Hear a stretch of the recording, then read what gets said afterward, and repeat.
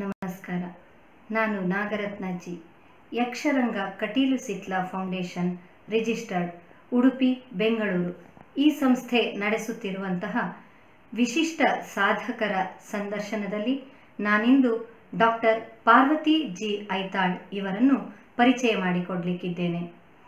ಕುಂದಾಪುರದ ಭಂಡಾರ್ಕರ್ಸ್ ಕಾಲೇಜಿನಲ್ಲಿ ಇಂಗ್ಲಿಷ್ ಪ್ರಾಧ್ಯಾಪಕರಾಗಿ 36 ವರ್ಷಗಳ ಸುದೀರ್ಘ ಸೇವೆ ಸಲ್ಲಿಸಿ 2017 ಜುಲೈ ತಿಂಗಳಲ್ಲಿ ಸೇವಾ ನಿವೃತ್ತಿ ಹೊಂದಿರುವ ಡಾಕ್ಟರ್ ಪಾರ್ವತಿ ಜಿ ಐತಾಳ್ ಕಾಲೇಜಿನಲ್ಲಿ ಅಧ್ಯಾಪನದ ಜೊತೆಗೆ ಸಾಹಿತ್ಯ ರಚನೆಯಲ್ಲಿ ತಮ್ಮನ್ನು ಸಕ್ರಿಯವಾಗಿ ಅನೇಕ ವರ್ಷಗಳಿಂದ ತೊಡಗಿಸಿಕೊಂಡಿದ್ದಾರೆ. ಕಾಸರಗೋಡು ಜಿಲ್ಲೆಗೆ ಸೇರಿದ ಧರ್ಮತ್ತಡ್ಕ ಎಂಬ ಗ್ರಾಮೀಣ ಪ್ರದೇಶದ ಬಾಳಿಕೆ ಮನೆತನದಲ್ಲಿ ಜನಿಸಿದ ಇವರು ಧರ್ಮತ್ತಡ್ಕ ಎಯುಪಿ ಶಾಲೆ, ವಿಠಲ ಬಾಲಿಕಾ ಪ್ರೌಢಶಾಲೆ, ಸರಕಾರಿ ಕಾಲೇಜು ಕಾಸರಗೋಡು, ಮಾನಸ ಗಂಗೋತ್ರಿ ಮೈಸೂರುಗಳಲ್ಲಿ ತಮ್ಮ ಶಿಕ್ಷಣ ಮುಗಿಸಿ ಮುಲ್ಕಿಯ ವಿಜಯ ಕಾಲೇಜಿನಲ್ಲಿ ಇಂಗ್ಲಿಷ್ ಉಪನ್ಯಾಸಕಿಯಾಗಿ 6 ವರ್ಷಗಳ ಕಾಲ ಸೇವೆ ಸಲ್ಲಿಸಿದರು. ನಂತರ ಕುಂದಾಪುರದ ಶ್ರೀ ಗಂಗಾಧರ ಐತಾಳ್ ಇವರನ್ನು ವಿವಾಹವಾಗಿ ಭಂಡಾರ್ಕರ್ಸ್ ಕಾಲೇಜಿಗೆ ವರ್ಗವಾಗಿ ಬಂದರು. ಅದಾಗಲೇ ಅನೇಕ ಲೇಖನಗಳನ್ನು ಹಿಂದಿ, ಇಂಗ್ಲಿಷ್ ಮತ್ತು ಮಲಯಾಳಗಳಿಂದ ಅನೇಕ ಕಥೆಗಳನ್ನು ಅನುವಾದಿಸಿ ಪತ್ರಿಕೆಗಳಲ್ಲಿ ಪ್ರಕಟಿಸುತ್ತಾ ಬಂದಿದ್ದ ಇವರು ತಮ್ಮ ಕೌಟುಂಬಿಕ ಬದುಕಿನಲ್ಲಿ ನೆಲೆಯೂರಿದ ನಂತರ ಪುಸ್ತಕ ರಚನೆಯಲ್ಲಿ ತೊಡಗಿಸಿಕೊಂಡು ಅನೇಕ ಕೃತಿಗಳನ್ನು ರಚಿಸಿದರು. ಇವರ ಕೃತಿಗಳ ನಿರೂಪಣಾ ಶೈಲಿ ಮತ್ತು ಗುಣಮಟ್ಟಗಳನ್ನು ನೋಡಿ ಕರ್ನಾಟಕದ ಮುಂಚೂಣಿಯ ಪ್ರಕಾಶಕರಾದ ನವಕರ್ನಾಟಕ, ಅಂಕಿತ, ಮನೋಹರ ಗ್ರಂಥಮಾಲಾ, ವಸಂತ ಪ್ರಕಾಶನ, ಶ್ರೀನಿವಾಸ ಪುಸ್ತಕ, ದೇಸಿ ಪುಸ್ತಕ ಅಲ್ಲದೆ ಕೇಂದ್ರ ಸಾಹಿತ್ಯ ಅಕಾಡೆಮಿ, ಕರ್ನಾಟಕ ಸಾಹಿತ್ಯ ಅಕಾಡೆಮಿ, ಕುವೆಂಪು ಭಾಷಾ ಭಾರತಿ ಮೊದಲಾದ ಸಂಸ್ಥೆಗಳು ಅವುಗಳನ್ನು ಪ್ರಕಟಿಸಿದ್ದಾರೆ. ಅನುವಾದಿತ ಕೃತಿಗಳು ಮಾತ್ರವಲ್ಲದೆ ಇವರು ಸ್ವತಂತ್ರವಾಗಿ ಬರೆದ ಕಥೆ, ಕಾದಂಬರಿ, ನಾಟಕಗಳು, ವ್ಯಕ್ತಿಚಿತ್ರ, ವೈಚಾರಿಕ ಲೇಖನಗಳು, ಪುಸ್ತಕ ವಿಮರ್ಶೆ, ರಂಗ ವಿಮರ್ಶೆಗಳು ಪ್ರಕಟವಾದವು. ಇದುವರೆಗೆ ಪಾರ್ವತಿ ಐತಾಳರ 40 ಅನುವಾದಿತ ಕೃತಿಗಳು, 23 ಸ್ವತಂತ್ರ ಕೃತಿಗಳು, 4 ಸಂಪಾದಿತ ಕೃತಿಗಳು ಮತ್ತು ಇತರ ಲೇಖಕರೊಂದಿಗೆ ಇವರು ಬರೆದ 8 ಕೃತಿಗಳು ಪ್ರಕಟವಾಗಿವೆ. ಇನ್ನು 9 ಕೃತಿಗಳು ಅಚ್ಚಿನಲ್ಲಿವೆ. 5 ಭಾಷೆಗಳನ್ನು ಬಲ್ಲ ಪಾರ್ವತಿ ಐತಾಳರು ಇಂಗ್ಲಿಷ್, ಹಿಂದಿ, ತುಳು ಮತ್ತು ಮಲಯಾಳಗಳಿಂದ ಕನ್ನಡಕ್ಕೂ, ಕನ್ನಡದಿಂದ ಆ ಭಾಷೆಗಳಿಗೂ ಅನುವಾದ ಮಾಡಿ ಅನುವಾದ ಕ್ಷೇತ್ರದಲ್ಲಿ ಒಳ್ಳೆಯ ಹೆಸರು ಗಳಿಸಿ ಕರ್ನಾಟಕ ಅನುವಾದ ಅಕಾಡೆಮಿಯಿಂದ 2011ರಲ್ಲಿ ಶ್ರೇಷ್ಠ ಅನುವಾದಕಿ ಎಂಬ ನೆಲೆಯಲ್ಲಿ ಗೌರವ ಪ್ರಶಸ್ತಿ ಪಡೆದಿದ್ದಾರೆ. ಕೇರಳದಿಂದ ಕಾಳಿಯತ್ ದಾಮೋದರ್ ಸ್ಮಾರಕ ಪ್ರಶಸ್ತಿಯನ್ನು ಪಡೆದಿದ್ದಾರೆ. ಅಲ್ಲದೆ ಅನುವಾದಿತ ಕೃತಿಗಳಿಗಾಗಿ ಡಾಕ್ಟರ್ ಶಿವರಾಮ ಕಾರಂತ ಸಾಹಿತ್ಯ ಪ್ರಶಸ್ತಿ, ಕರ್ನಾಟಕ ಲೇಖಕಿಯರ ಸಂಘದಿಂದ ಎಚ್.ವಿ. ಸಾವಿತ್ರಮ್ಮ ಪ್ರಶಸ್ತಿ, ಕನ್ನಡ ಸಾಹಿತ್ಯ ಪರಿಷತ್ತಿನಿಂದ ಮಲ್ಲಿಕಾ ಪ್ರಶಸ್ತಿ, ವಸುದೇವ ಭೂಪಾಲಂ ಪ್ರಶಸ್ತಿ ಮತ್ತು ಸ್ವತಂತ್ರ ಕೃತಿಗಳಾದ ಒಡಲ ಬೆಂಕಿ ಕಾದಂಬರಿಗಾಗಿ ವಿಶ್ವೇಶ್ವರಯ್ಯ ರಾಷ್ಟ್ರೀಯ ಪ್ರಶಸ್ತಿ, ಮಹಿಳಾ ಚಿಂತನೆಯ ವಿಭಿನ್ನ ನೆಲೆಗಳು ಎಂಬ ವೈಚಾರಿಕ ಕೃತಿಗೆ ಕರ್ನಾಟಕ ಲೇಖಕಿಯರ ಸಂಘದ ಗೀತಾ ದೇಸಾಯಿ ಪ್ರಶಸ್ತಿ, ತಂತ್ರಗಾರ್ತಿ ಮಕ್ಕಳ ನಾಟಕಕ್ಕೆ ಉಡುಪಿಯ ರಥಬೀದಿ ಗೆಳೆಯರ ಮುರಾರಿ ಕೆದ್ಲಾಯ ಪ್ರಶಸ್ತಿಗಳನ್ನು ಪಡೆದಿದ್ದಾರೆ. ಅಲ್ಲದೆ ಅನೇಕ ಸಂಘ ಸಂಸ್ಥೆಗಳಿಂದ ಪುರಸ್ಕಾರಗಳನ್ನು ಪಡೆದಿದ್ದಾರೆ. ಡಾಕ್ಟರ್ ಶಿವರಾಮ ಕಾರಂತ ಮತ್ತು ತಕಳಿ ಶಿವಶಂಕರ ಪಿಳ್ಳೆಯವರ ಕಾದಂಬರಿಗಳ ತೌಲನಿಕ ಅಧ್ಯಯನಕ್ಕಾಗಿ ಕಣ್ಣೂರು ವಿಶ್ವವಿದ್ಯಾನಿಲಯದಿಂದ ಡಾಕ್ಟರೇಟ್ ಪಡೆದಿದ್ದಾರೆ. ರಾಜ್ಯ ಮತ್ತು ರಾಷ್ಟ್ರ ಮಟ್ಟದ ಅನೇಕ ವಿಚಾರ ಸಂಕಿರಣಗಳಲ್ಲಿ ಸಂಪನ್ಮೂಲ ವ್ಯಕ್ತಿಯಾಗಿ ಉಪನ್ಯಾಸ ನೀಡಿ ಪಿಎಚ್ಡಿ ವಿದ್ಯಾರ್ಥಿಗಳಿಗೆ ಮಾರ್ಗದರ್ಶನ ನೀಡಿ ಮತ್ತು ಸಾಹಿತ್ಯ ಅಕಾಡೆಮಿಗಳ ಪುಸ್ತಕ ಬಹುಮಾನ ಯೋಜನೆಯಲ್ಲಿ ತೀರ್ಪುಗಾರರಾಗಿ ಕೆಲಸ ಮಾಡಿ ತಮ್ಮ ವಿದ್ವತ್ತನ್ನು ಮೆರೆದಿದ್ದಾರೆ. ಬಹುಮುಖ ಪ್ರತಿಭಾವಂತರಾದ ಇವರು ಸಾಹಿತ್ಯ ಮಾತ್ರವಲ್ಲದೆ ಕಲೆಯನ್ನು ಆಸಕ್ತಿ ಹೊಂದಿದ್ದು ಆಕಾಶವಾಣಿ ನಾಟಕಗಳಲ್ಲಿ ಧ್ವನಿ ನೀಡುವ ಕಲಾವಿದೆಯಾಗಿಯೂ ಗುರುತಿಸಿಕೊಂಡಿದ್ದಾರೆ. ಕಾಲೇಜಿನಲ್ಲಿ ಲಲಿತಕಲಾ ಸಂಘದ ಸಂಚಾಲಕಿಯಾಗಿ ತಮ್ಮ ವಿದ್ಯಾರ್ಥಿಗಳಿಗೆ ರೂಪಕ ಮತ್ತು ಲಘು ಸಂಗೀತ ತರಬೇತಿಗಳನ್ನು ನೀಡಿದ್ದಾರೆ. ಕುಂದಾಪುರದ ಸಂತ ಮೇರಿ ಪ್ರೌಢಶಾಲೆ ಮತ್ತು ಗುರುಕುಲ ಪಬ್ಲಿಕ್ ಸ್ಕೂಲ್ಗಳಲ್ಲಿ 40 ವರ್ಷಗಳಿಗೂ ಮಿಕ್ಕಿ ವಿಜ್ಞಾನ ಮತ್ತು ಗಣಿತ ಬೋಧಿಸಿದ ಅಧ್ಯಾಪಕರಾಗಿ ದುಡಿದು ಈಗ ನಿವೃತ್ತಿ ಹೊಂದಿದ ಇವರ ಪತಿ ಶ್ರೀ ಗಂಗಾಧರ ಐತಾಳ್ ವಿಜ್ಞಾನ ಮಾದರಿಗಳನ್ನು ತಯಾರಿಸುವುದು ಮಾತ್ರವಲ್ಲದೆ ವಿದ್ಯಾರ್ಥಿಗಳಿಗೆ ಆ ಕುರಿತು ತರಬೇತಿ ನೀಡುವುದರಲ್ಲಿ ಸಿದ್ಧಹಸ್ತರು. ಅವರ ಈ ಸಾಧನೆಗಾಗಿ ಅವರು ಜಿಲ್ಲಾ ಮಟ್ಟದ ಉತ್ತಮ ಶಿಕ್ಷಕ ಪ್ರಶಸ್ತಿ, ರಾಜ್ಯ ಮಟ್ಟದ ರಾಜೀವ್ ಗಾಂಧಿ ವಿಜ್ಞಾನ ಪ್ರಶಸ್ತಿ ಮತ್ತು ಪುಟಾಣಿ ವಿಜ್ಞಾನ ಸಂಸ್ಥೆಯು ನೀಡುವ ರಾಷ್ಟ್ರಮಟ್ಟದ ಪ್ರಶಸ್ತಿಗಳನ್ನು ಪಡೆದಿದ್ದಾರೆ. ಖಗೋಳ ವಿಜ್ಞಾನದಲ್ಲಿ ಅಪಾರ ಆಸಕ್ತಿ ಹೊಂದಿದ ಇವರು ಮಕ್ಕಳಿಗಾಗಿ ಖಗೋಳ ವಿಜ್ಞಾನ ಎಂಬ ಪುಸ್ತಕವನ್ನು ಬರೆದು ಪ್ರಕಟಿಸಿದ್ದಾರೆ. ಮಕ್ಕಳಾದ ರಮ್ಯತಾ ಅನಸ್ತೇಶಿಯಾ ವಿಷಯದಲ್ಲಿ ಡಾಕ್ಟರ್ ಆಗಿದ್ದಾರೆ ಮತ್ತು ಸುಷ್ಮಿತಾ ಇಂಜಿನಿಯರಿಂಗ್ನಲ್ಲಿ ಸ್ನಾತಕೋತ್ತರ ಪದವಿ ಪಡೆದು ಬೆಂಗಳೂರಿನ PNB ಹೌಸಿಂಗ್ ಫೈನಾನ್ಸ್ನಲ್ಲಿ ಬಿಸಿನೆಸ್ ಡೆವಲಪ್ಮೆಂಟ್ ಮ್ಯಾನೇಜರ್ ಆಗಿ ಕೆಲಸ ನಿರ್ವಹಿಸುತ್ತಿದ್ದಾರೆ. ಇವರ ಸಾಹಿತ್ಯಿಕ ಬದುಕು ಇನ್ನಷ್ಟು ಉಜ್ವಲವಾಗಲಿ, ಹಲವಾರು ಪ್ರಶಸ್ತಿಗಳು ಇವರನ್ನು ಅರಸಿ ಬರಲಿ ಎನ್ನುವಂತಹ ಆಶಯದೊಂದಿಗೆ ನಮಸ್ಕಾರ. ಯಕ್ಷರಂಗ ಕಟೀಲು ಸಿತ್ಲ ಫೌಂಡೇಶನ್ ರಿಜಿಸ್ಟರ್ಡ್, ಉಡುಪಿ ಮತ್ತು ಬೆಂಗಳೂರು ಈ ಸಂಸ್ಥೆ ನಡೆಸುತ್ತಿರುವಂತಹ ಸಂದರ್ಶನ ಮಾಲಿಕೆಯಲ್ಲಿ ನಾನಿವತ್ತು ಖ್ಯಾತ ಸಾಹಿತಿ, ನಿವೃತ್ತ ಇಂಗ್ಲಿಷ್ ಪ್ರಾಧ್ಯಾಪಕಿಯಾಗಿರುವಂತಹ ಶ್ರೀಮತಿ ಪಾರ್ವತಿ ಜಿ ಐತಾಳ್ ಇವರನ್ನು ಸಂದರ್ಶಿಸಲಿಕ್ಕಿದ್ದೇನೆ. ಮೇಡಮ್ ನಮಸ್ತೆ. ನಮಸ್ತೆ ಮೇಡಮ್, ನೀವು ಬೆಳೆದು ಬಂದಂತಹ ಹಿನ್ನೆಲೆಯನ್ನು ಹೇಳ್ಬೋದಾ? ನೀವು ಹಿನ್ನೆಲೆ ಅಂದರೆ ಸಾಹಿತ್ಯಿಕ ಹಿನ್ನೆಲೆ ಅಂತ ಕೇಳೋದಾದರೆ ಅಂಥ ಒಂದು ಸಾಹಿತ್ಯಿಕ ಹಿನ್ನೆಲೆಯಿಂದ ನಾನು ಬಂದೋಳಲ್ಲ. ನೀವು ಕಥೆ, ಕವನ, ಕಾದಂಬರಿ, ವೈಚಾರಿಕ ಚಿಂತನೆ ಇಂಥದನ್ನೇ ನೀವು ಸಾಹಿತ್ಯ ಅಂತ ಕೇಳೋದಾದರೆ ಅಂಥ ಹಿನ್ನೆಲೆ ನನಗಿರಲಿಲ್ಲ.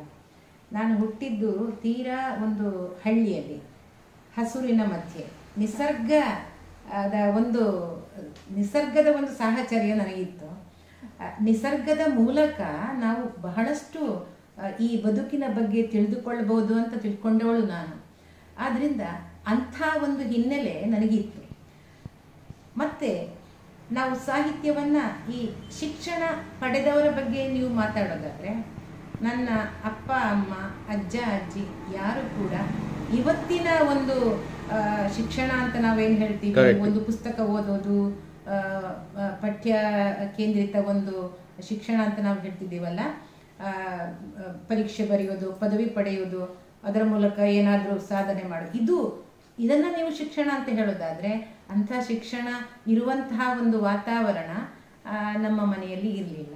ಅಂದ್ರೆ ಔಪಚಾರಿಕ ಶಿಕ್ಷಣವನ್ನ ಔಪಚಾರಿಕ ಶಿಕ್ಷಣ ಪಡೆದವರು ಅಲ್ಲ, ಅನೌಪಚಾರಿಕ ಶಿಕ್ಷಣ. ಆದ್ರೆ ಬದುಕಿನ ಬಗ್ಗೆ ಬಹಳಷ್ಟು ತಿಳ್ಕೊಂಡಂತಹ ಒಂದು ಸುಸಂಸ್ಕೃತ ಹಿನ್ನೆಲೆ ನನಗಿತ್ತು.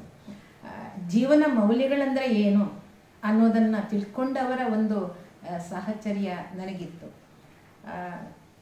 ನಮ್ಮದೊಂದು ಶ್ರಮಜೀವಿಗಳ ಕುಟುಂಬ, ಹೊಲ ಗದ್ದೆ ತೋಟ ಇಂಥವುಗಳ ಒಂದು ಇದನ್ನೇ ಜೀವನ ಪೂರ್ತಿ ಇದರಲ್ಲೇ ಬಾಳಿದಂಥ ಒಂದು ಹಿರಿಯರ ಹಿನ್ನೆಲೆ ನನಗಿದೆ.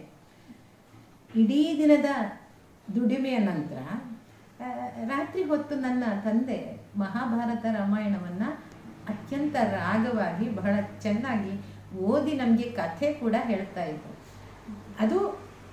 ಅದೇನು ಬಹಳ ಕಟ್ಟುನಿಟ್ಟಾಗಿ ಪ್ರತಿದಿನ ನಿಯತವಾಗಿ ಅಂತ ರೆಗ್ಯುಲರ್ ಆಗಿ ರಾತ್ರಿ ನಮ್ಮನ್ನು ಕರೆಯೋರು, ಮಕ್ಕಳನ್ನು ಕರೆದು ಇಂಥ ಕಥೆಗಳನ್ನು ಅದರಲ್ಲಿರುವ ಮೌಲ್ಯಗಳೇನು ಅನ್ನೋದನ್ನು ನಮಗೆ ತಿಳಿ ಹೇಳ್ತಾ ಇದ್ರು.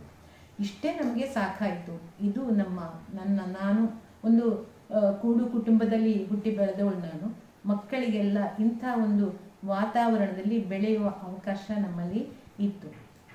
ನಿಮ್ಮ ಒಡಹುಟ್ಟಿದವರು 6 ಮಂದಿ ನಾವಿದ್ವಿ. ಅಂಥ ಒಂದು ಸುಖಕರವಾದ ಬಾಲ್ಯ ನಮಗಿತ್ತು.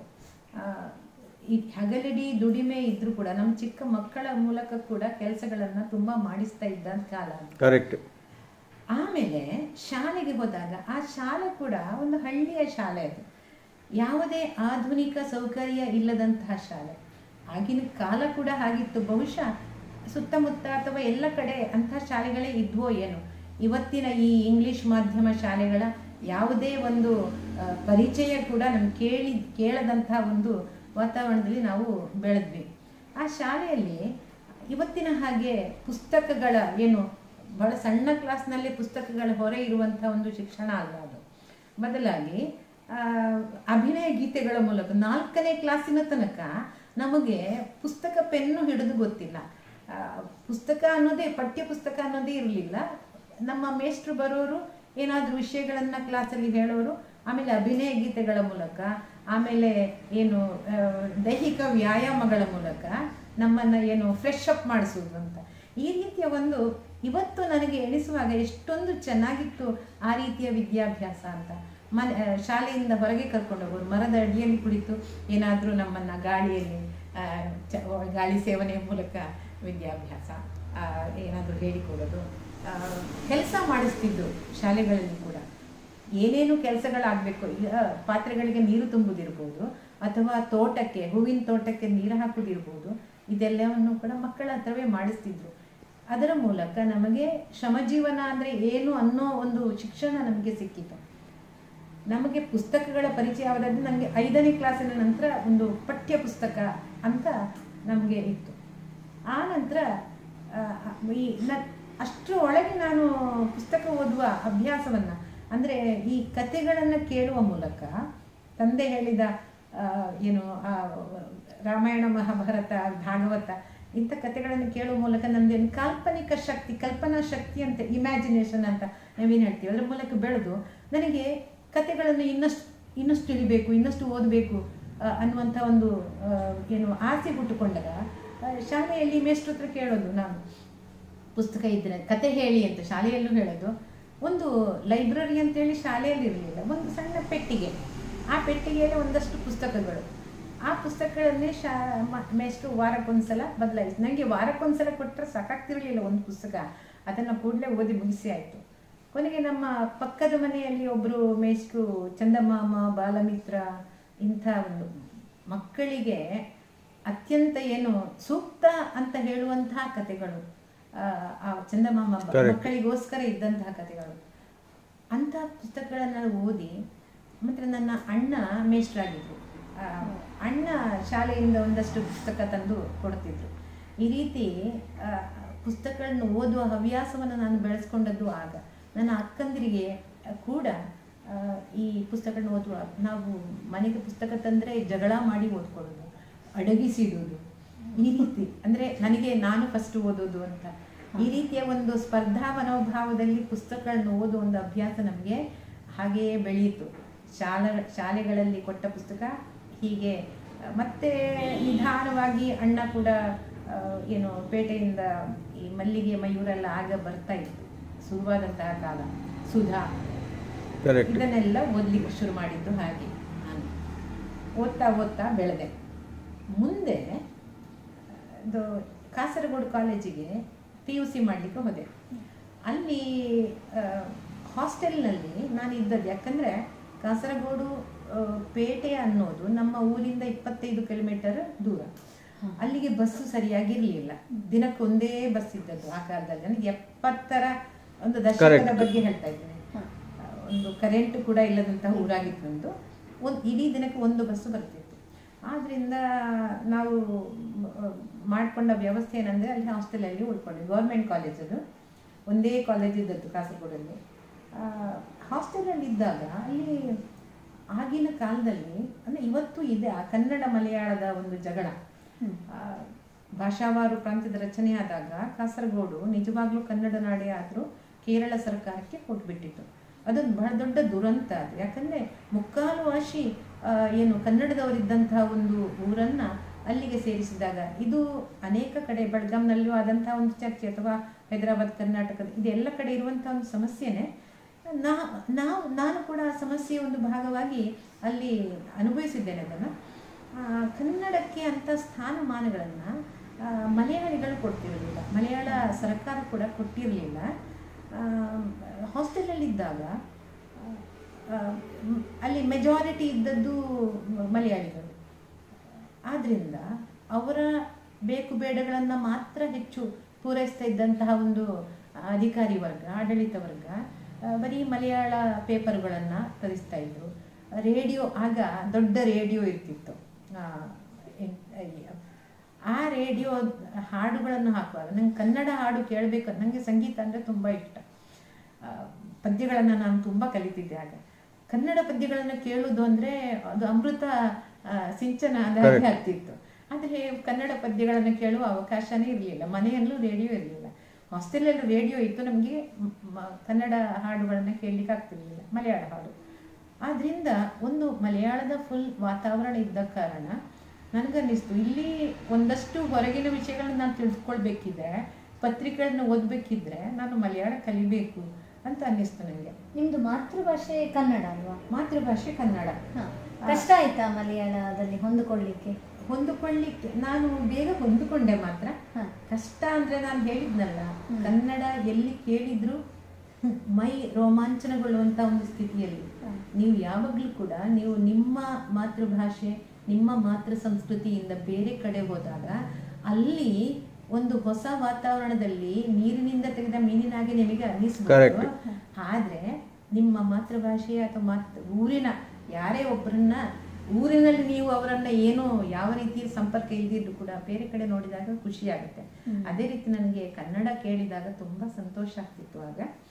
ಹಾಗೆ ಆದರೂ ಅಗತ್ಯ ಒಂದು ಗಾದೆ ಇದೆ, be a Roman when you are in Rome. ಹಾಗೆ ನಾನು ಮಲಯಾಳ ಕಲಿತೆ, ಇದು ಅನಿವಾರ್ಯ ನನಗೆ ಅಂತ ಹೇಳಿ ಕಲಿತೆ. ಕಲಿಯುವಾಗ ಅದನ್ನು ಪ್ರೀತಿಸಿದೆ, ಮಲಯಾಳವನ್ನು ಪ್ರೀತಿ. ಇವತ್ತು ಕೂಡ ನನಗೆ ಮಲಯಾಳದ ಪ್ರೀತಿ ಇದೆ. ಆ ರೀತಿ ಓದಲಿಕ್ಕೆ ಕಲಿತು, ಮಲಯಾಳ ಮಾತಾಡಲಿಕ್ಕೆ ಫ್ರೆಂಡ್ಸ್ ಹತ್ರ ಕಲಿತು ಚೆನ್ನಾಗಿ ಅದನ್ನು ಡೆವಲಪ್ ಮಾಡಿಕೊಂಡೆ. ಬರೀಲಿಕ್ಕೂ ಬರುತ್ತಾ? ಅದೇ ನಾನು ಬರೀಲಿಕ್ಕೆ ಕೂಡ ಕಲಿತೆ. ಅಕ್ಷರ ಕಲಿಯುವಾಗ ಓದಲಿಕ್ಕೆ ಮತ್ತು ಬರೀಲಿಕ್ಕೆ ಎರಡನ್ನೂ ಕಲಿತೆ. ಸಾಮಾನ್ಯವಾಗಿ ಕೆಲವರು ಓದಲಿಕ್ಕೆ ಕಲಿತಾರೆ, ಆದರೆ ಇಲ್ಲಿ ನಾನು ಬರೀಲಿಕ್ಕೆ ಕಲಿತದ್ದು ನನಗೆ ತುಂಬ ಉಪಯೋಗ ಆಯಿತು. ಆಗ ಸಣ್ಣ ಪುಟ್ಟ ಏನು ಪತ್ರಗಳನ್ನು ಬರೆಯೋದು ಫ್ರೆಂಡ್ಸಿಗೆ, ಒಂದು 4 ಅಕ್ಷರ ಆದರೂ ಕೂಡ ಮಲಯಾಳದಲ್ಲಿ ಬರೀತಿದ್ದೆ. ಅದು ನಂತರ ನನಗೆ ಅದನ್ನು ಬೆಳೆಸ್ಕೊಳ್ಳಿಕ್ಕೆ ತುಂಬ ಏನು ಸಹಾಯ ಆಯಿತು. ಈ BA ಕಾಸರಗೋಡಲ್ಲಿ ಮುಗಿಸಿದ ನಂತರ ನಾನು ಮೈಸೂರಿಗೆ MA ಮಾಡಲಿಕ್ಕೆ ಹೋದೆ. ಅಲ್ಲಿ ಮಲಯಾಳದ ಸಂಪರ್ಕ ಮತ್ತೆ ತಪ್ಪಿ ಹೋಯಿತು. ನಾನು 2 ವರ್ಷ ನಾನು ಸ್ವಲ್ಪ ಏನು ಸ್ಟೂಡಿಯಸ್ ಅಂತೇಳಿ ಪಠ್ಯಪುಸ್ತಕಗಳನ್ನು ಅಂದರೆ ಕಷ್ಟಪಟ್ಟು ಒಂದು ಎಜುಕೇಷನ್ ಮುಂದುವರಿಸಲಿಕ್ಕೆ ಹೋಯ್ತು. ಮನೆಯಲ್ಲಿ ಏನಾಯಿತು ಅಂದರೆ, ಮನೆಯಲ್ಲಿ ನಮ್ಮನ್ನು ಹೆಚ್ಚು ಕಲಿಸಲಿಕ್ಕೆ ಬಹಳ ಖುಷಿಯಿಂದ ಕಲಿಸಿದ್ದಲ್ಲ, ನಾವು ಒತ್ತಾಯ ಮಾಡಿ ಬೇಡಿ ಕಾಡಿ. ಏನು ನನ್ನ ಒಬ್ಬರು ಅಣ್ಣ ಇದ್ದರು ಎಂಜಿನಿಯರ್, ಅವರು ಹೇಳಿದರು ಇವರನ್ನಿಬ್ಬರನ್ನು ಕೂಡ ಕಾಲೇಜಿಗೆ ಕಳಿಸ್ಬೇಕು ಅಂತೇಳಿ. ಆದ್ದರಿಂದ ನಾನು ಕಾಲೇಜಿಗೆ ಹೋದಾಗ ಬಹಳ ಕಷ್ಟಪಟ್ಟು ಪುಸ್ತಕಗಳನ್ನು ಪಾಠವನ್ನು ಚೆನ್ನಾಗಿ ಓದಿ ಒಳ್ಳೆಯ ಅಂಕಗಳನ್ನು ತೆಗಿಬೇಕು ಅನ್ನುವಂಥ ಒಂದು ಉದ್ದೇಶದಿಂದ ನಾನು ತುಂಬ ಓದ್ತಿದ್ದೆ ಪುಸ್ತಕಗಳು ಮತ್ತು ಸ್ಟಡಿಗೆ ಸಂಬಂಧಪಟ್ಟ ಇತರ ವಿಷಯಗಳನ್ನು ಕೂಡ ಓದ್ತಾ ಇರ್ತಿದ್ದೆ. ಆದ್ದರಿಂದ ನಾನು ಮಲಯಾಳ ನನ್ನ ಸ್ಟಡಿಗೆ ಸಂಬಂಧಪಟ್ಟದ್ದಲ್ಲ, ಆದ್ದರಿಂದ ನಾನು 2 ವರ್ಷ ಹೆಚ್ಚು ಓದಲಿಲ್ಲ ಮಲಯಾಳ. ಅದನ್ನು ಹಾಗೆ ಬಿಟ್ಬಿಟ್ಟೆ. ನಾನೇ ಅನಿಸಿದೆ ಇನ್ನೇನು ಇದನ್ನು ಸಂಪರ್ಕ ಬಿಟ್ಬಿಡ್ತೇನೋ ಅಂತ. ಮತ್ತೆ ಹೇಗೆ ಶುರುವಾಯಿತು? ಮತ್ತೆ ಹೇಗೆ ನಾನು MA ಮುಗಿಸಿದ ನಂತರ ಕೂಡಲೇ ನನಗೆ ವಿದ್ಯಾ ಕಾಲೇಜ್ ಮುಲ್ಕಿಯಲ್ಲಿ ಕೆಲಸ ಸಿಕ್ತು. ಅಲ್ಲಿ ಪ್ರಿನ್ಸಿಪಾಲರು ಪ್ರೊಫೆಸರ್ ಬಾಲಕೃಷ್ಣನ್ ಅಂತ, ಅವರು ಮಲಯಾಳಿ. ಅವರು ತಮ್ಮ ಸ್ವಂತ ಆಸಕ್ತಿಯಿಂದ ಕೆಲವು ಮಲಯಾಳ ಪುಸ್ತಕಗಳನ್ನು ಲೈಬ್ರರಿಗೆ ಹಾಕಿದ್ರು. ಅಲ್ಲಿ ಕೆಲವು ಮಲಯಾಳಿ ಸ್ಟೂಡೆಂಟ್ಸ್ ಕೂಡ ಕಡಿಮೆ, 1-8 ಮಂದಿ ಇರ್ಬೋದು, ಹಾಸ್ಟೆಲಲ್ಲಿ ಕೂಡ ಇರ್ತಿದ್ರು, ಕೇರಳದಿಂದ ಬಂದವರು. ಅವರಿಗೋಸ್ಕರ ಅವರು ಲೈಬ್ರರಿಗೆ ಒಂದಷ್ಟು ಪುಸ್ತಕಗಳನ್ನ ಹಾಕಿದ್ರು. ಹಾಗೆ ನಾನು ನೋಡಿದಾಗ ನನಗೆ ಮೊದಲೇ ಗೊತ್ತಿದ್ದ ಒಂದು ಭಾಷೆ, ಖುಷಿ ಆಯಿತು ನೋಡಿ ಪುಸ್ತಕ ನೋಡಿ. ನಾನು ಮೊದಲು ನೋಡಿದ ಪುಸ್ತಕ ಜೀವಿಕಾನ್ ಮರನ್ನು ಪೋಯ ಸ್ತ್ರೀ ಅಂತ, ಸಣ್ಣ ಒಂದು ಕಾದಂಬರಿ. ಇದು ವೆಟ್ಟೂರು ರಾಮನ್ ನಾಯರ್ ಬರೆದದ್ದು. ಅದು ಯಾಕೆ ನನ್ನ ಗಮನ ಸೆಳೀತು ಅಂದರೆ, ನಾನು ಕಾಸರಗೋಡು ಕಾಲೇಜಲ್ಲಿದ್ದಾಗ ಆ ಕಾದಂಬರಿ ಒಂದು ಸಿನಿಮಾ ಆಗಿತ್ತು, ಜೀವಿಕಾನ್ ಮರನ್ನು ಪೋಯ ಸ್ತ್ರೀ. ಆ ಸಿನಿಮಾ ಒಂದು ಪ್ರೇಮ ಕಥೆ. ಅದು ಬಹಳ ಮನಸ್ಸಿನ ಮೇಲೆ ಪರಿಣಾಮ ಬೀರುವಂಥ ಒಂದು ಆಳವಾದ ಪ್ರೇಮದ ಕಥೆ ಅದು. ಅದನ್ನ ಸಿನಿಮಾ ನೋಡಿದಾಗಲೂ ನಾನು ತುಂಬ ಇಷ್ಟಪಟ್ಟಿದ್ದೆ. ಅದು ಅಲ್ಲದೆ ಆ ಸಿನಿಮಾದಲ್ಲಿ ನನ್ನ ಇಷ್ಟದ ಒಬ್ಬಳು ನಟಿ ಶೀಲಾ ಅಂತ ಹೇಳಿ, ಆಕೆ ನಾಯಕಿ ಪಾತ್ರದಲ್ಲಿ ನಟಿಸಿದ್ಲು. ಈ ಕಾರಣದಿಂದಾಗಿ ನನಗೆ ಆ ಕಾದಂಬರಿ ನೋಡಿದ ಕೂಡಲೇ ನಾನು ಇದನ್ನು ಓದಬೇಕು ಅಂತ ಅನಿಸ್ತು. ನಿಧಾನವಾಗಿ ಆಗ ಸುಮಾರು 1984ರಲ್ಲಿ ಅದು ಪೂರ್ತಿ ಓದಿದ ಕೂಡಲೇ ಇದನ್ನು ನಾನು ನಿಧಾನವಾಗಿ ಅನುವಾದ ಮಾಡಿದರೆ ಹೇಗೆ ಅನ್ನುವ ಒಂದು ಆಲೋಚನೆ ಬಂತು. ಆಗ ಮುಲ್ಕಿ ವಿಜಯ ಕಾಲೇಜಲ್ಲಿ 3 ಜನ ಸಾಹಿತ್ಯ ಪ್ರಿಯ ಪ್ರಾಧ್ಯಾಪಕರಿದ್ದರು. ಒಬ್ಬರು ಇಂಗ್ಲಿಷ್ ಲೆಕ್ಚರರ್ ಆಗಿದ್ರು, NS ರಾಘವನ್ ಅಂತ, ಅವರೀಗ ಬೆಂಗಳೂರಲ್ಲಿದ್ದಾರೆ. ಇನ್ನೊಬ್ರು ರಘುನಾಥ ರಾವ್ ಅಂತ, ಅವರೀಗ ತೀರ್ಕೊಂಡಿದ್ದಾರೆ. ಅವರು ದೊಡ್ಡ ವಿಮರ್ಶಕರು ಕನ್ನಡದಲ್ಲಿ, D ರಘುನಾಥ ರಾವ್ ಅಂತ. ಇನ್ನೊಬ್ರು ಸುಬ್ಬಣ್ಣವರ ಅಂತ. ಈ 3 ಮಂದಿ ಅವರು ಭಾಷಾ ಪ್ರಾಧ್ಯಾಪಕರೇ. ಅವರು ಅವರು ತುಂಬ ಸಾಹಿತ್ಯದ ಬಗ್ಗೆ ತುಂಬ ಚರ್ಚೆ ಮಾಡ್ತಿದ್ರು. ಅವರು ಹೇಳಿದರು, ನಿಮಗೆ ಇಷ್ಟು ಭಾಷೆ ಗೊತ್ತಲ್ಲ, ನೀವು ಯಾಕೆ ಅನುವಾದ ಕ್ಷೇತ್ರಕ್ಕೆ ಇಳಿಬಾರದು ಅಂತ ಅವರು ಕೂಡ ನನ್ನನ್ನು ಒತ್ತಾಯ ಮಾಡಿದರು. ಆಗಲೇ ನಾನು ತುಂಬ ಪತ್ರಿಕೆಗಳಲ್ಲಿ ಅನುವಾದಿತ ಕಥೆಗಳನ್ನು ಓದ್ತಾ ಇದ್ದೆ. ನಾನು ನನ್ನ ಭಾಷಾ ಒಂದು ಸಾಮರ್ಥ್ಯವನ್ನು ಇಲ್ಲಿ ಬಳಸ್ಕೊಳ್ಬೋದಲ್ಲ ಅಂತ ಅನ್ನಿಸ್ತು. ಹಾಗೆ ಬದುಕದ ಮರೆತ ಸ್ತ್ರೀಯನ್ನ ಅನುವಾದ ಮಾಡಿದೆ. ಅದು ಸಣ್ಣ ಒಂದು ಕಿರು ಕಾದಂಬರಿ ಅಂತ ಹೇಳ್ಬೋದು. ಆದರೆ ಪೂರ್ಣ ಮಟ್ಟದ ಒಂದು ಕಾದಂಬರಿ. ಅದು ಸೈಜ್ ಮಾತ್ರ ಸಣ್ಣದು. ಅದನ್ನ ಉತ್ಥಾನದಲ್ಲಿ ಅವರು ಧಾರಾವಾಹಿಯಾಗಿ ಪ್ರಕಟ ಮಾಡಿದರು. ಅದೊಂದು ನನಗೆ ಎನ್ಕರೇಜ್ಮೆಂಟ್ ಆಯಿತು. ಆಮೇಲೆ ತುಂಬ ಜನ ಅದನ್ನು ಮೆಚ್ಚಿ ಪತ್ರ ಎಲ್ಲ ಬರೆದ್ರು. ತುಂಬ ಸಂತೋಷ ಆಯಿತು. ಹಾಗಾಗಿ ನಾನು ಈ ಕ್ಷೇತ್ರದಲ್ಲಿ ಮುಂದುವರಿಬಹುದು ಅನ್ನುವಂಥ ಒಂದು ಭಾವನೆ ಬಂತು. ಅಂದ್ರೆ ನೀವು ಸಾಹಿತ್ಯ ಬದುಕಿಗೆ ಮುನ್ನುಡಿಯನ್ನು ಬರೆದಿದ್ದು ಅನುವಾದಿತ ಕೃತಿಯ ಮೂಲಕ ಅಂತೇಳಿ ಅಲ್ಲ, ಅದಕ್ಕಿಂತ ಮೊದಲೇ ನಾನು ಲೇಖನಗಳನ್ನು ಬರೆದು ಉದಯವಾಣಿಯಲ್ಲೆಲ್ಲ ಪ್ರಕಟ ಮಾಡ್ತಿದ್ದೆ. ಯಾವ ಭಾಷೆಯಲ್ಲಿ? ಕನ್ನಡದಲ್ಲಿ. ನನ್ನ ಮೂಲತಃ ನಾನು ಕನ್ನಡಿಗರಲ್ಲ. ಆಗ ಮುಂಗಾರು ಅನ್ನೋಂಥ ಒಂದು ಪತ್ರಿಕೆ ಬರ್ತಿತ್ತು ಇಲ್ಲಿ ವೈಕಂಪಾಡಿಯಿಂದ. ಮುಂಗಾರುನಲ್ಲಿ ಬರೀತಿದ್ದೆ. ಆಮೇಲೆ ಇದು ಉದಯವಾಣಿಯಲ್ಲಿ ಬರೆದಿದ್ದೆ. ಲೇಖನಗಳನ್ನ ಮತ್ತೆ ಕಲಾ ವಿಮರ್ಶೆಗಳನ್ನೆಲ್ಲ ಮಾಡಿದ್ದೆ. 1-2 ಕಥೆಗಳನ್ನು ಕೂಡ ಪ್ರಕಟ ಮಾಡಿದ್ದೆ. ಹಾಗೆ ನಾನು ಆರಂಭಿಸಿದ್ದು ಕನ್ನಡದಲ್ಲಿ. ಪುಸ್ತಕ ರೂಪದಲ್ಲಿ ಬಂದದ್ದು ಇದೆ. ಅದೇ ಸಮಯದಲ್ಲಿ ನನಗೆ ಹಿಂದಿಯ ಉಪೇಂದ್ರನಾಥ್ ಅಶ್ಕ್ ಅಂತ ಬಹಳ ದೊಡ್ಡ ಲೇಖಕರವರು, ಕಥೆಗಾರರು, ಅವರ ಪುಸ್ತಕವನ್ನು ಓದಿ, ಅವರ ಪುಸ್ತಕವನ್ನು ಹೀಗೆ ನಾನು ಲೈಬ್ರರಿಯಲ್ಲಿ ಸಿಕ್ಕಿದ ಕೊಳ್ಳೆ ಓದಿದೆ. ಅದನ್ನು ಕೂಡ ಅವರ 5 ನೀಳ್ಗತೆಗಳನ್ನು ಅನುವಾದ ಮಾಡಿದೆ. ಅದು ಬೇರೆ ಬೇರೆ ಪತ್ರಿಕೆಗಳಲ್ಲಿ ಪ್ರಕಟ ಆಯಿತು. ಆ ನಂತರ ಅದನ್ನೊಂದು ಪುಸ್ತಕ ರೂಪದಲ್ಲಿ ತಂದೆ. ಅದು ಅಶ್ಕರ ಕಥೆಗಳು ಅಂತ ನನ್ನ ಒಂದು ಒಂದು ಪುಸ್ತಕ ರೂಪದಲ್ಲಿ ಬಂದದ್ದು ಅಷ್ಕರ ಕಥೆಗಳು. ಈ ಬದುಕಲು ಮರೆತ ಸ್ತ್ರೀ ಉತ್ಥಾನದಲ್ಲಿ ಪ್ರಕಟ ಆದ ನಂತರ ನಾನು ಅದನ್ನು ಪುಸ್ತಕ ರೂಪದಲ್ಲಿ ಪ್ರಕಟ ಮಾಡಿರಲಿಲ್ಲ. ನಾನು ಅಷ್ಕರ ಕಥೆಗಳ ಪ್ರಕಟ ಆದ ನಂತರ 88ರಲ್ಲಿ ನನಗೆ ಮದುವೆ ಆಯಿತು. ಮದುವೆ ಆಗಿ ನಾನು ಮುಲ್ಕಿಯಿಂದ ಬಂಡಾರ್ಕರ್ಸ್ ಕಾಲೇಜಿಗೆ ಟ್ರಾನ್ಸ್ಫರ್ ಆಗಿ ಬಂದೆ. ಮದುವೆ ಆದ ನಂತರ ಸಾಂಸಾರಿಕ ಬದುಕಿನ ಜಂಜಾಟದಲ್ಲಿ ಏನೂ ನನಗೆ ಬರೀಲಿಕ್ಕೆ ಆಗಲಿಲ್ಲ. ನಾನು ಯಾವುದನ್ನು ಆ ನಂತರ ಬರೀಲೇ ಇಲ್ಲ. ವರ್ಷ ಹಾಗೆ ಅಜ್ಞಾತವಾಸ? ನನಗೆ ಅಜ್ಞಾತವಾಸ ಅಂತ ಹೇಳ್ಬೋದು. 98ರ ತನಕ ನಾನು ಏನನ್ನು ಬರೀಲಿಲ್ಲ. ಈ 98ರಲ್ಲಿ ಅಲ್ಲ, ಆ 98ರ ತನಕ ನಾನು ಎಣಿಸಿದೆ ಇನ್ನೇನು ನಾನು ಏನು ಮಾಡೋದಿಲ್ಲ ಅಂತ ಹೇಳಿ. ಯಾಕಂದರೆ ಮನೆ, ಮಕ್ಕಳು, ಕಾಲೇಜಿನ ಕೆಲಸ ಇದರಲ್ಲೇ ಮುಳುಗಿಬಿಟ್ಟಿದ್ದೆ. ಪತಿಯ ಪ್ರೋತ್ಸಾಹ ಇತ್ತ? ಪ್ರೋತ್ಸಾಹ ಖಂಡಿತ ಇತ್ತು. ಆದರೆ ಮನೆ ಕೆಲಸಗಳೆಲ್ಲ ಮುಗಿಸ್ಕೊಂಡು ಮಕ್ಕಳು ಚಿಕ್ಕವರಿರುವಾಗ ಅದನ್ನು ಏನೂ ಮಾಡ್ಲಿಕ್ಕೆ ಆಗಲಿಲ್ಲ. ಕೊನೆಗೆ ಈ ಸಮುದಾಯದವರು ಒಂದು ಪುಸ್ತಕ ಅನುವಾದ ಮಾಡಿ ಕೊಡ್ಲಿಕ್ಕೆ ಆಗುತ್ತಾ ಅಂತ ಕೇಳಿದ್ರು. ಅದು ಮಲಯಾಳದ ಒಂದು ನಾಟಕ. ಮಲಯಾಳದ ಪ್ರಸಿದ್ಧ ನಾಟಕಕಾರ ಜಿ ಶಂಕರ್ ಪಿಳ್ಳೆ ಅಂತ, ಅವರದೊಂದು ನಾಟಕ, ಮಕ್ಕಳ ನಾಟಕ. ಅದನ್ನ ಸಮುದಾಯದ ಮಕ್ಕಳ ಶಿಬಿರಕ್ಕೋಸ್ಕರ ಅನುವಾದ ಮಾಡಿ ಕೊಡ್ಲಿಕ್ಕೆ ಆಗತ್ತಾ ಅಂತ ಕೇಳಿದ್ರು. ಹಾಗೆ ಅದನ್ನ ಅನುವಾದ ಮಾಡಿ ಕೊಟ್ಟೆ. ಅದು ಪ್ರಕಟ ಆಯಿತು. ಹೀಗೆ ಆರಂಭಿಕ ಕೃತಿಗಳು ಹೀಗೆ 2-3 ಪ್ರಕಟ ಆಗ್ತಾ ಹೋದವು. ಇದರ ಮಧ್ಯೆ ಈ ಬದುಕಲು ಮರೆತ ಸ್ತ್ರೀ ಕಾದಂಬರಿಯನ್ನ ವೆಟ್ಟೂರು ರಾಮಾಯಣರ ಅವ್ರ ಜೊತೆಗೆ ನನಗೆ ತುಂಬಾ ಸಂಪರ್ಕ ಇಟ್ಕೊಂಡಿದ್ದೀನಿ ನಾನು. ಇದು ಅನುವಾದದ ಬಗ್ಗೆ ಇನ್ನೊಂದು ಮಾತು ಹೇಳ್ಬೇಕಾಗುತ್ತೆ. ಏನಂದ್ರೆ ಪರ್ಮಿಷನ್ ಬೇಕು. ಯಾವಾಗಲೂ ನೀವು ಅನುವಾದ ಮಾಡುವಾಗ ಅದನ್ನು ಪುಸ್ತಕ ರೂಪದಲ್ಲಿ ಅಥವಾ ಪತ್ರಿಕೆಗಳಲ್ಲಿ ಕಥಾ ರೂಪದಲ್ಲಿ ಪ್ರಕಟ ಮಾಡುವಾಗಿಲ್ಲ. ಮುಖ್ಯವಾಗಿ ನಾವು ಮಾಡಬೇಕಾದ ಒಂದು ಕೆಲಸ ಅಂದ್ರೆ ಮೂಲ ಲೇಖಕರನ್ನ ಸಂಪರ್ಕಿಸಿ ಅವರಿಂದ ಒಂದು ಪರ್ಮಿಷನ್ ಲೆಟರ್, ಅನುಮತಿ ಪತ್ರವನ್ನ ಪಡಿಲೇಬೇಕು. ಅದೊಂದು ದಾಖಲೆ. ಆ ದಾಖಲೆ ಪತ್ರವನ್ನ ನೀವು ಅದನ್ನ ಇವರಿಗೆ ಕಳಿಸ್ಬೇಕು, ಪ್ರಕಟ ಮಾಡುವವರಿಗೆ ಕಳಿಸ್ಬೇಕು. ಆದ್ರಿಂದ ಅದು ನನಗೆ ಆರಂಭದಲ್ಲೇ ಗೊತ್ತಿತ್ತು, ಯಾರ ಮೂಲಕ ಗೊತ್ತಾಯ್ತು. ಆದ್ರಿಂದ ಬದುಕಲು ಮರೆತ ಸ್ತ್ರೀ ಅನುವಾದ ಮಾಡಿಕೊಳ್ಳೆ ನಾನು ವೆಟ್ಟೂರು ರಾಮಣ್ಣ ಜೊತೆಗೆ ಸಂಪರ್ಕ ಇಟ್ಟುಕೊಂಡೆ. ಆ ಮದುವೆ ಸುಲಭದಲ್ಲಿ ಒಪ್ಪಿಗೆ ಕೊಟ್ರ? ಅವರು ಸುಲಭದಲ್ಲಿ ನಾನು ಮಲಯಾಳದಲ್ಲಿ ಪತ್ರ ಬರೆದಿದ್ದೆ. ಇದು ಭಾಷೆ ಅನ್ನೋದು ಮನುಷ್ಯರನ್ನ ಎಷ್ಟು ಹತ್ರ ತರುತ್ತೆ ಅಂದ್ರೆ ಅದು ಅನುಭವ ಇದ್ದವರಿಗೆ ಮಾತ್ರ ಗೊತ್ತಾಗುತ್ತೆ. ನೀವು ಇನ್ನೊಬ್ಬರ ಭಾಷೆಯನ್ನ ಕಲ್ತಾಗ ಅವ್ರ ಹತ್ರ ಆ ಭಾಷೆಯಲ್ಲಿ ಮಾತನಾಡಿದಾಗ ಅವರಿಗೆ ತುಂಬಾ ಖುಷಿ ಆಗುತ್ತೆ. ಈ ಕಾರಣದಿಂದ ಅವರು ನನ್ನ ಹತ್ರ ನಿರಂತರ ಸಂಪರ್ಕದಲ್ಲೇ ಇದ್ರು. ಮದುವೆಯಾಗಿ ನಾನು 8-10 ವರ್ಷ ಆದ ನಂತರ ಅವರು ಹೇಳಿದ್ರು, ನೀನು ಇದು ಉತ್ಥಾನದಲ್ಲಿ ಪ್ರಕಟ ಆಗಿದ್ದನ್ನ ನೀನು ಯಾಕೆ ಪುಸ್ತಕ ರೂಪದಲ್ಲಿ ತರಬಾರದು ಅಂತ ಕೇಳಿದ್ರು. ಹಾಗೆ ಅದನ್ನ ಅವರೇ ಖರ್ಚು ಹಾಕಿ ಒಂದು ಪ್ರಕಟ ಮಾಡಿದ್ರು ಪುಸ್ತಕ. ಅದನ್ನ ಬಿಡುಗಡೆ ಮಾಡಿದ್ದು ತ್ರಿಶೂರಲ್ಲಿ,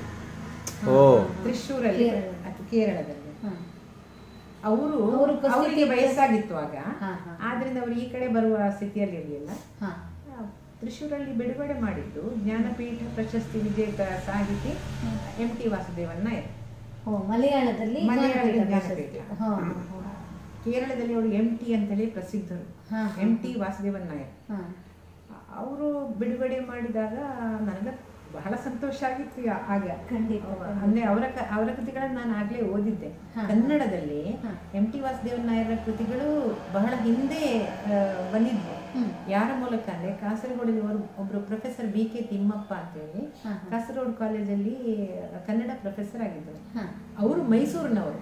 ನೋಡಿ, ಆಸಕ್ತಿ ಇದ್ದ ಯಾವ ರೀತಿ ಕಲಿಬಹುದು ಒಂದು ಭಾಷೆಯನ್ನ.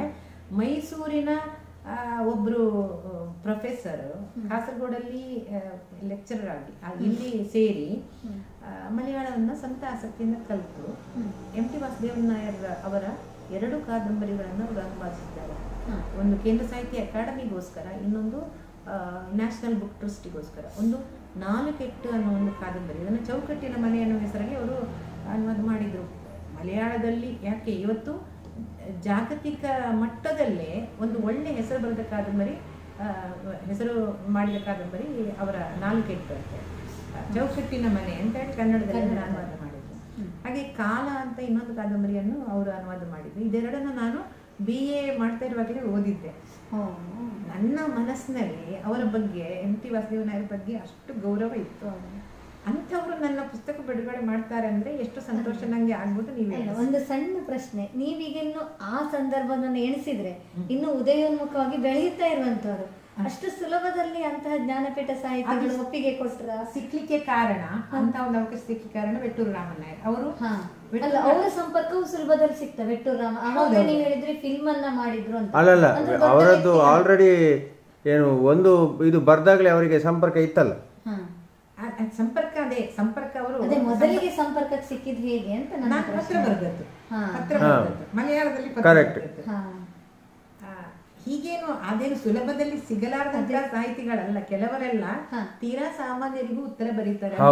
ನಿಮ್ಮ ಶಿಸ್ತಿದ್ರೆ ಆ ಸಾಹಿತಿಯಲ್ಲಿ ಒಂದು ಶಿಸ್ತು ಅಂತ ಇದ್ರೆ, ನೀವು ಕಾರಂತರ ಬಗ್ಗೆ, ಶಿವರಾಮ್ ಕಾರಂತರ ಬಗ್ಗೆ ಕೇಳಿರ್ಬೋದು, ನೀವು ಏನೇ ಯಾವ ಸಾಮಾನ್ಯ ವ್ಯಕ್ತಿ ಪತ್ರ ಬರೆದ್ರು ಅವರು ಉತ್ತರಿಸ್ತಿದ್ರು. ಅದೊಂದು ಶಿಸ್ತು. ಒಂದು ಸಣ್ಣ ಕಾರ್ಡಲ್ಲಿ 4 ಲೈನ್ ಬರೀಲಿಕ್ಕೆ ಏನು ಆಗಿನ ಕಾಲದಲ್ಲಿ ಫೋನ್ ಇರಲಿಲ್ಲ. ಆದ್ರಿಂದ ಶಿಸ್ತಿರುವಂತಹ ವ್ಯಕ್ತಿಗಳು ಅಭಿಮಾನಿಗಳಿಗೆ ಪತ್ರ ಸಂಪರ್ಕ ಕೂಡ ಇಟ್ಟುಕೊಳ್ತಾರೆ, ಒಂದು ಸ್ನೇಹ ಕೂಡ ಇಟ್ಟುಕೊಂಡಿರ್ತಾರೆ. ಹೀಗೆ ವಾಸುದೇವನ್ ನಾಯರ್ ನನ್ನ ಪುಸ್ತಕ ಬಿಡುಗಡೆ ಮಾಡಿದಾಗ ನಾನು ಅವ್ರ ಹತ್ರ ಮಾತಾಡಿದೆ. ಎಷ್ಟು ಸಂತೋಷ, ತುಂಬಾ ಸಂತೋಷ ಆಯ್ತು. ಅವರು ಹೇಳಿದ್ದು, ಅವರು ನನ್ನ ಹತ್ರ ಈ ಅನುವಾದದ ಬಗ್ಗೆ ಅತ್ಯಂತ ಗೌರವದ ಭಾವನೆ ಹೊಂದಿದಂತಹ ವ್ಯಕ್ತಿ FT ವಾಸುದೇವನ್ ನಾಯರ್. ಅನುವಾದ ನಡಿಬೇಕು ಅಂತ ಅವರದ್ದು ಕೆಲವು ಪ್ರಸಿದ್ಧ ವಾಕ್ಯಗಳು ಇವೆ. ನಾವು ನಮ್ಮ ಸಾಹಿತ್ಯ ನಮ್ಮದು ಬೆಳಿಬೇಕಿದ್ರೆ ಬೇರೆ ಸಾಹಿತ್ಯಗಳು ನಮ್ಮಲ್ಲಿಗೆ ಬರಬೇಕು. ಇದು ಅವರು ಹೇಳಿದಂತಹ ಮಾತು ಆ ದಿನ ಭಾಷಣದಲ್ಲಿ. ನನಗದು ಇವತ್ತು ಕೂಡ ಪ್ರತಿಧ್ವನಿಸ್ತಾ ಇದೆ ಆ ಮಾತು. ನಮ್ಮ ಹೃದಯದ ಕಿಟಕಿಗಳನ್ನ ನಾವು ತೆರೆದಿಡಬೇಕು. ಇದು ಇಷ್ಟು ಸಾಕು, ನನಗೆ ಬೇಡ ಅನ್ನುವಂತ ಭಾವನೆ ಇರಬಾರ್ದು. ಕಿಟಕಿಗಳನ್ನ ಸದಾ ತೆಗೆದಿಡಿ, ಗಾಳಿ ಬೆಳಕುಗಳು ಬರಬೇಕು.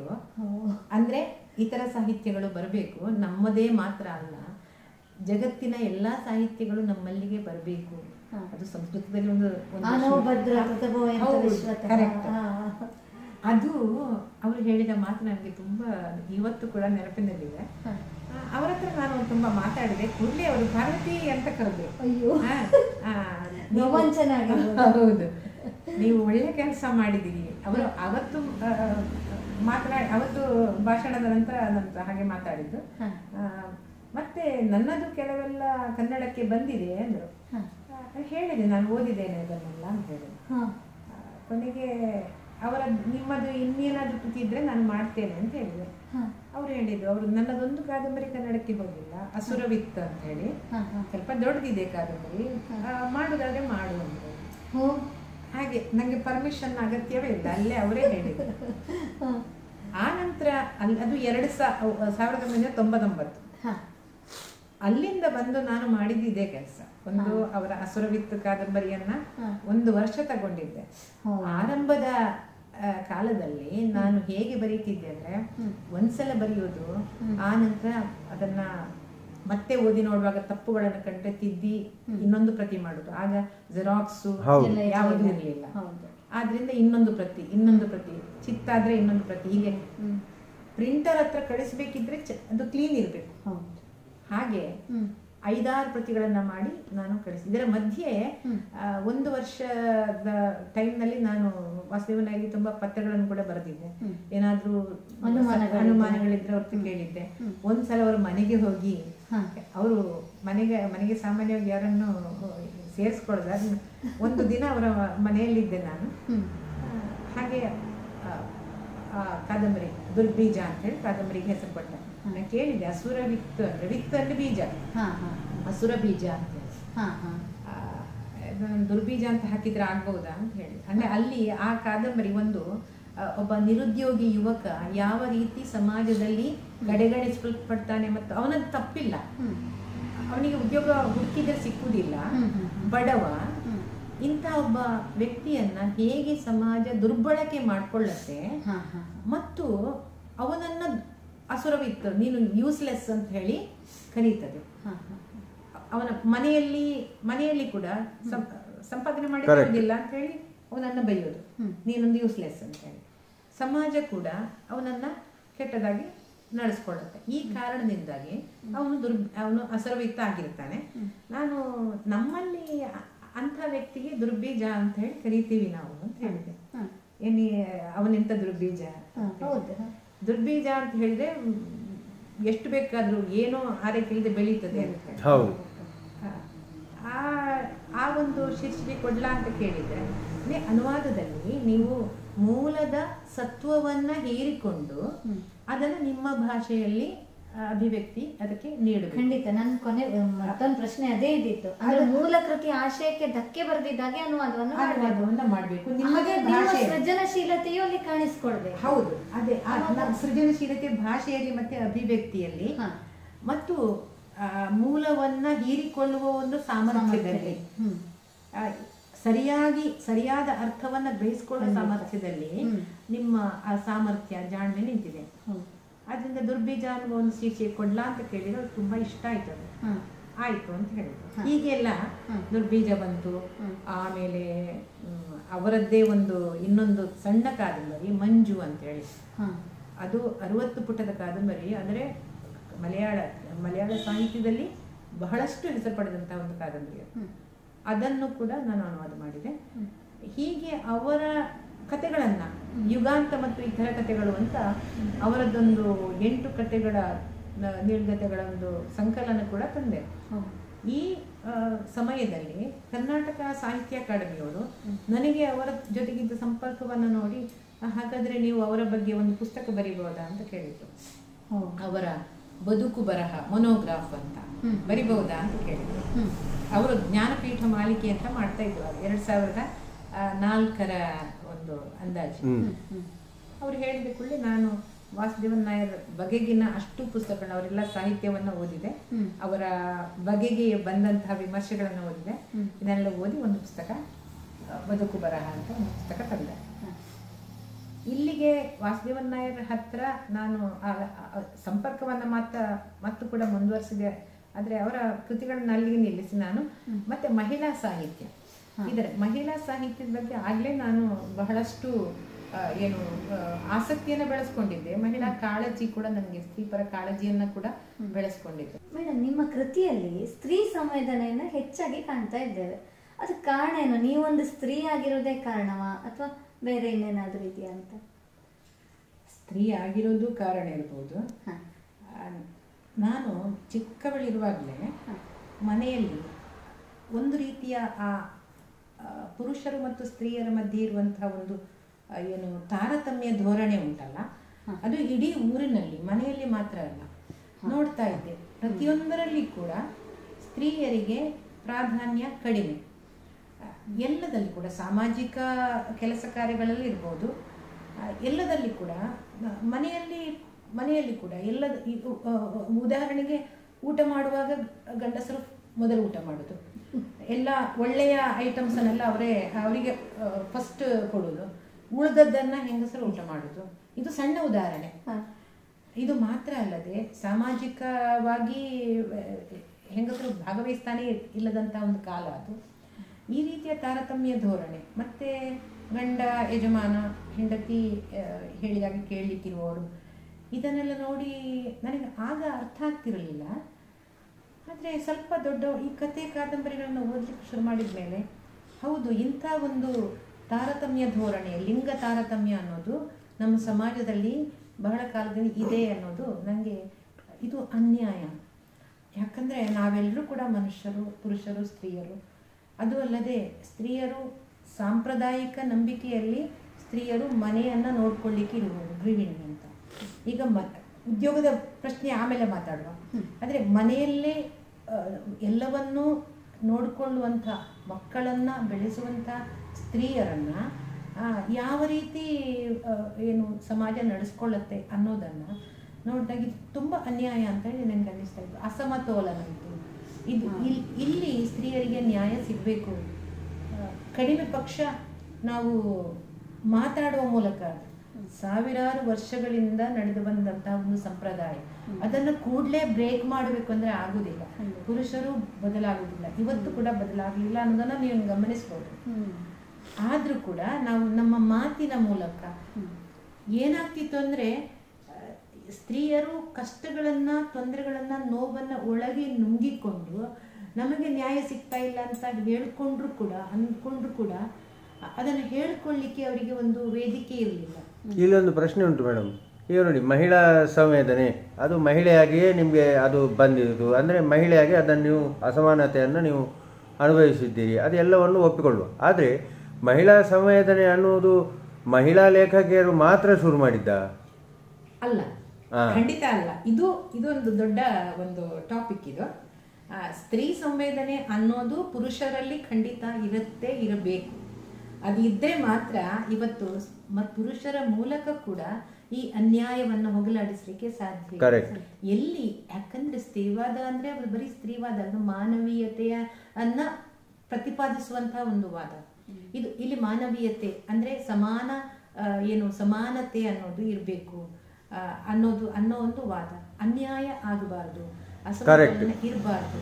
ಇದನ್ನ ಈ ವಾದ ಅನ್ನೋದು ಯಾವಾಗ ಪಾಶ್ಚಾತ್ಯ ದೇಶಗಳಲ್ಲಿ ಆರಂಭ ಆಗಿರ್ಬೋದು, ಆದರೆ ಅನೇಕ ಮಂದಿ ಪುರುಷರು ಕೂಡ, ಬರಹಗಾರರು ಕೂಡ ಇದನ್ನ ಈ ರೀತಿ ಅನ್ಯಾಯ ಆಗಬಾರ್ದು ಅಂತ ಹೇಳಿದ್ದಾರೆ.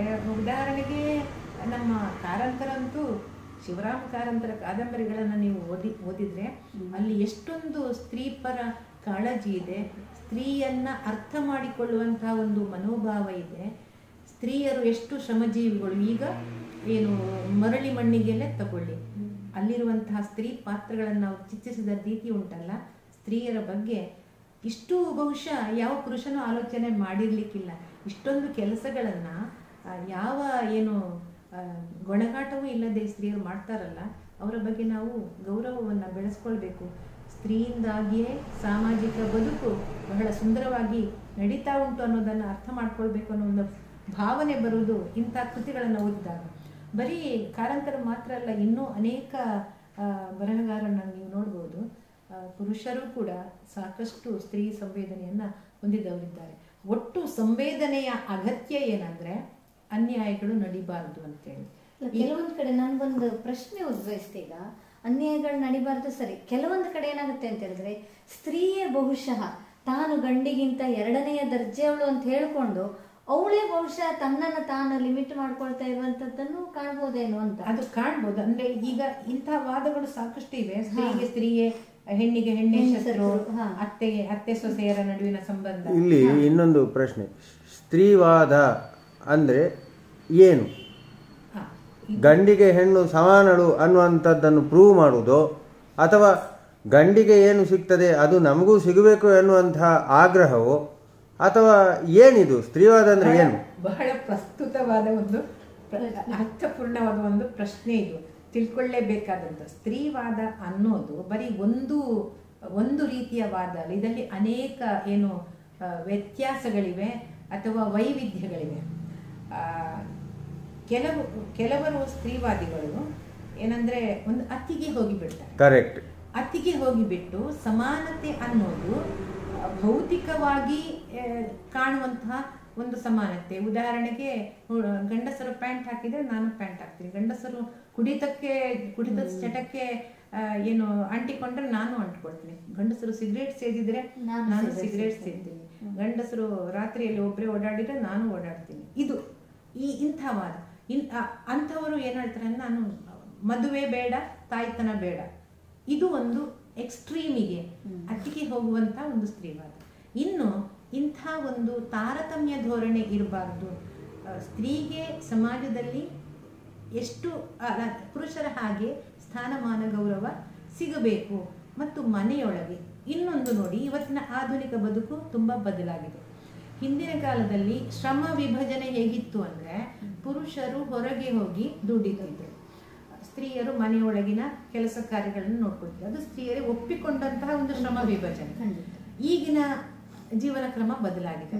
ಇವತ್ತು ಸ್ತ್ರೀಯರು ಅವರಿಗೆ ಶಿಕ್ಷಣದ ಒಂದು ಅವಕಾಶಗಳು ಸಿಗ್ತವೆ, ಶಿಕ್ಷಣ ಉದ್ಯೋಗ ಎಲ್ಲವೂ ಸಿಗ್ತಾ ಇದೆ. ಆದ್ರಿಂದ ಇವತ್ತು ಸ್ತ್ರೀಗಿರುವಂತಹ ಸಮಸ್ಯೆ ಏನಂದ್ರೆ, ಒಳಗೂ ಕೆಲಸ ಮಾಡಬೇಕು, ಹೊರಗೂ ಹೋಗಿ ಕೆಲಸ ಮಾಡಬೇಕು. ಹೊರಗೆ ಯಾಕೆ ಅಂದ್ರೆ, ನನಗೆ ನನ್ನದೇ ಆದ ಒಂದು ಅಸ್ಮಿತೆ. ಅದು ನಿಮ್ಮ ಕಾಲದವರೆಗೆ ಹಾಗಿತ್ತು. ಈಗ ಇನ್ನೂ ಬದಲಾವಣೆಯಾಗಿ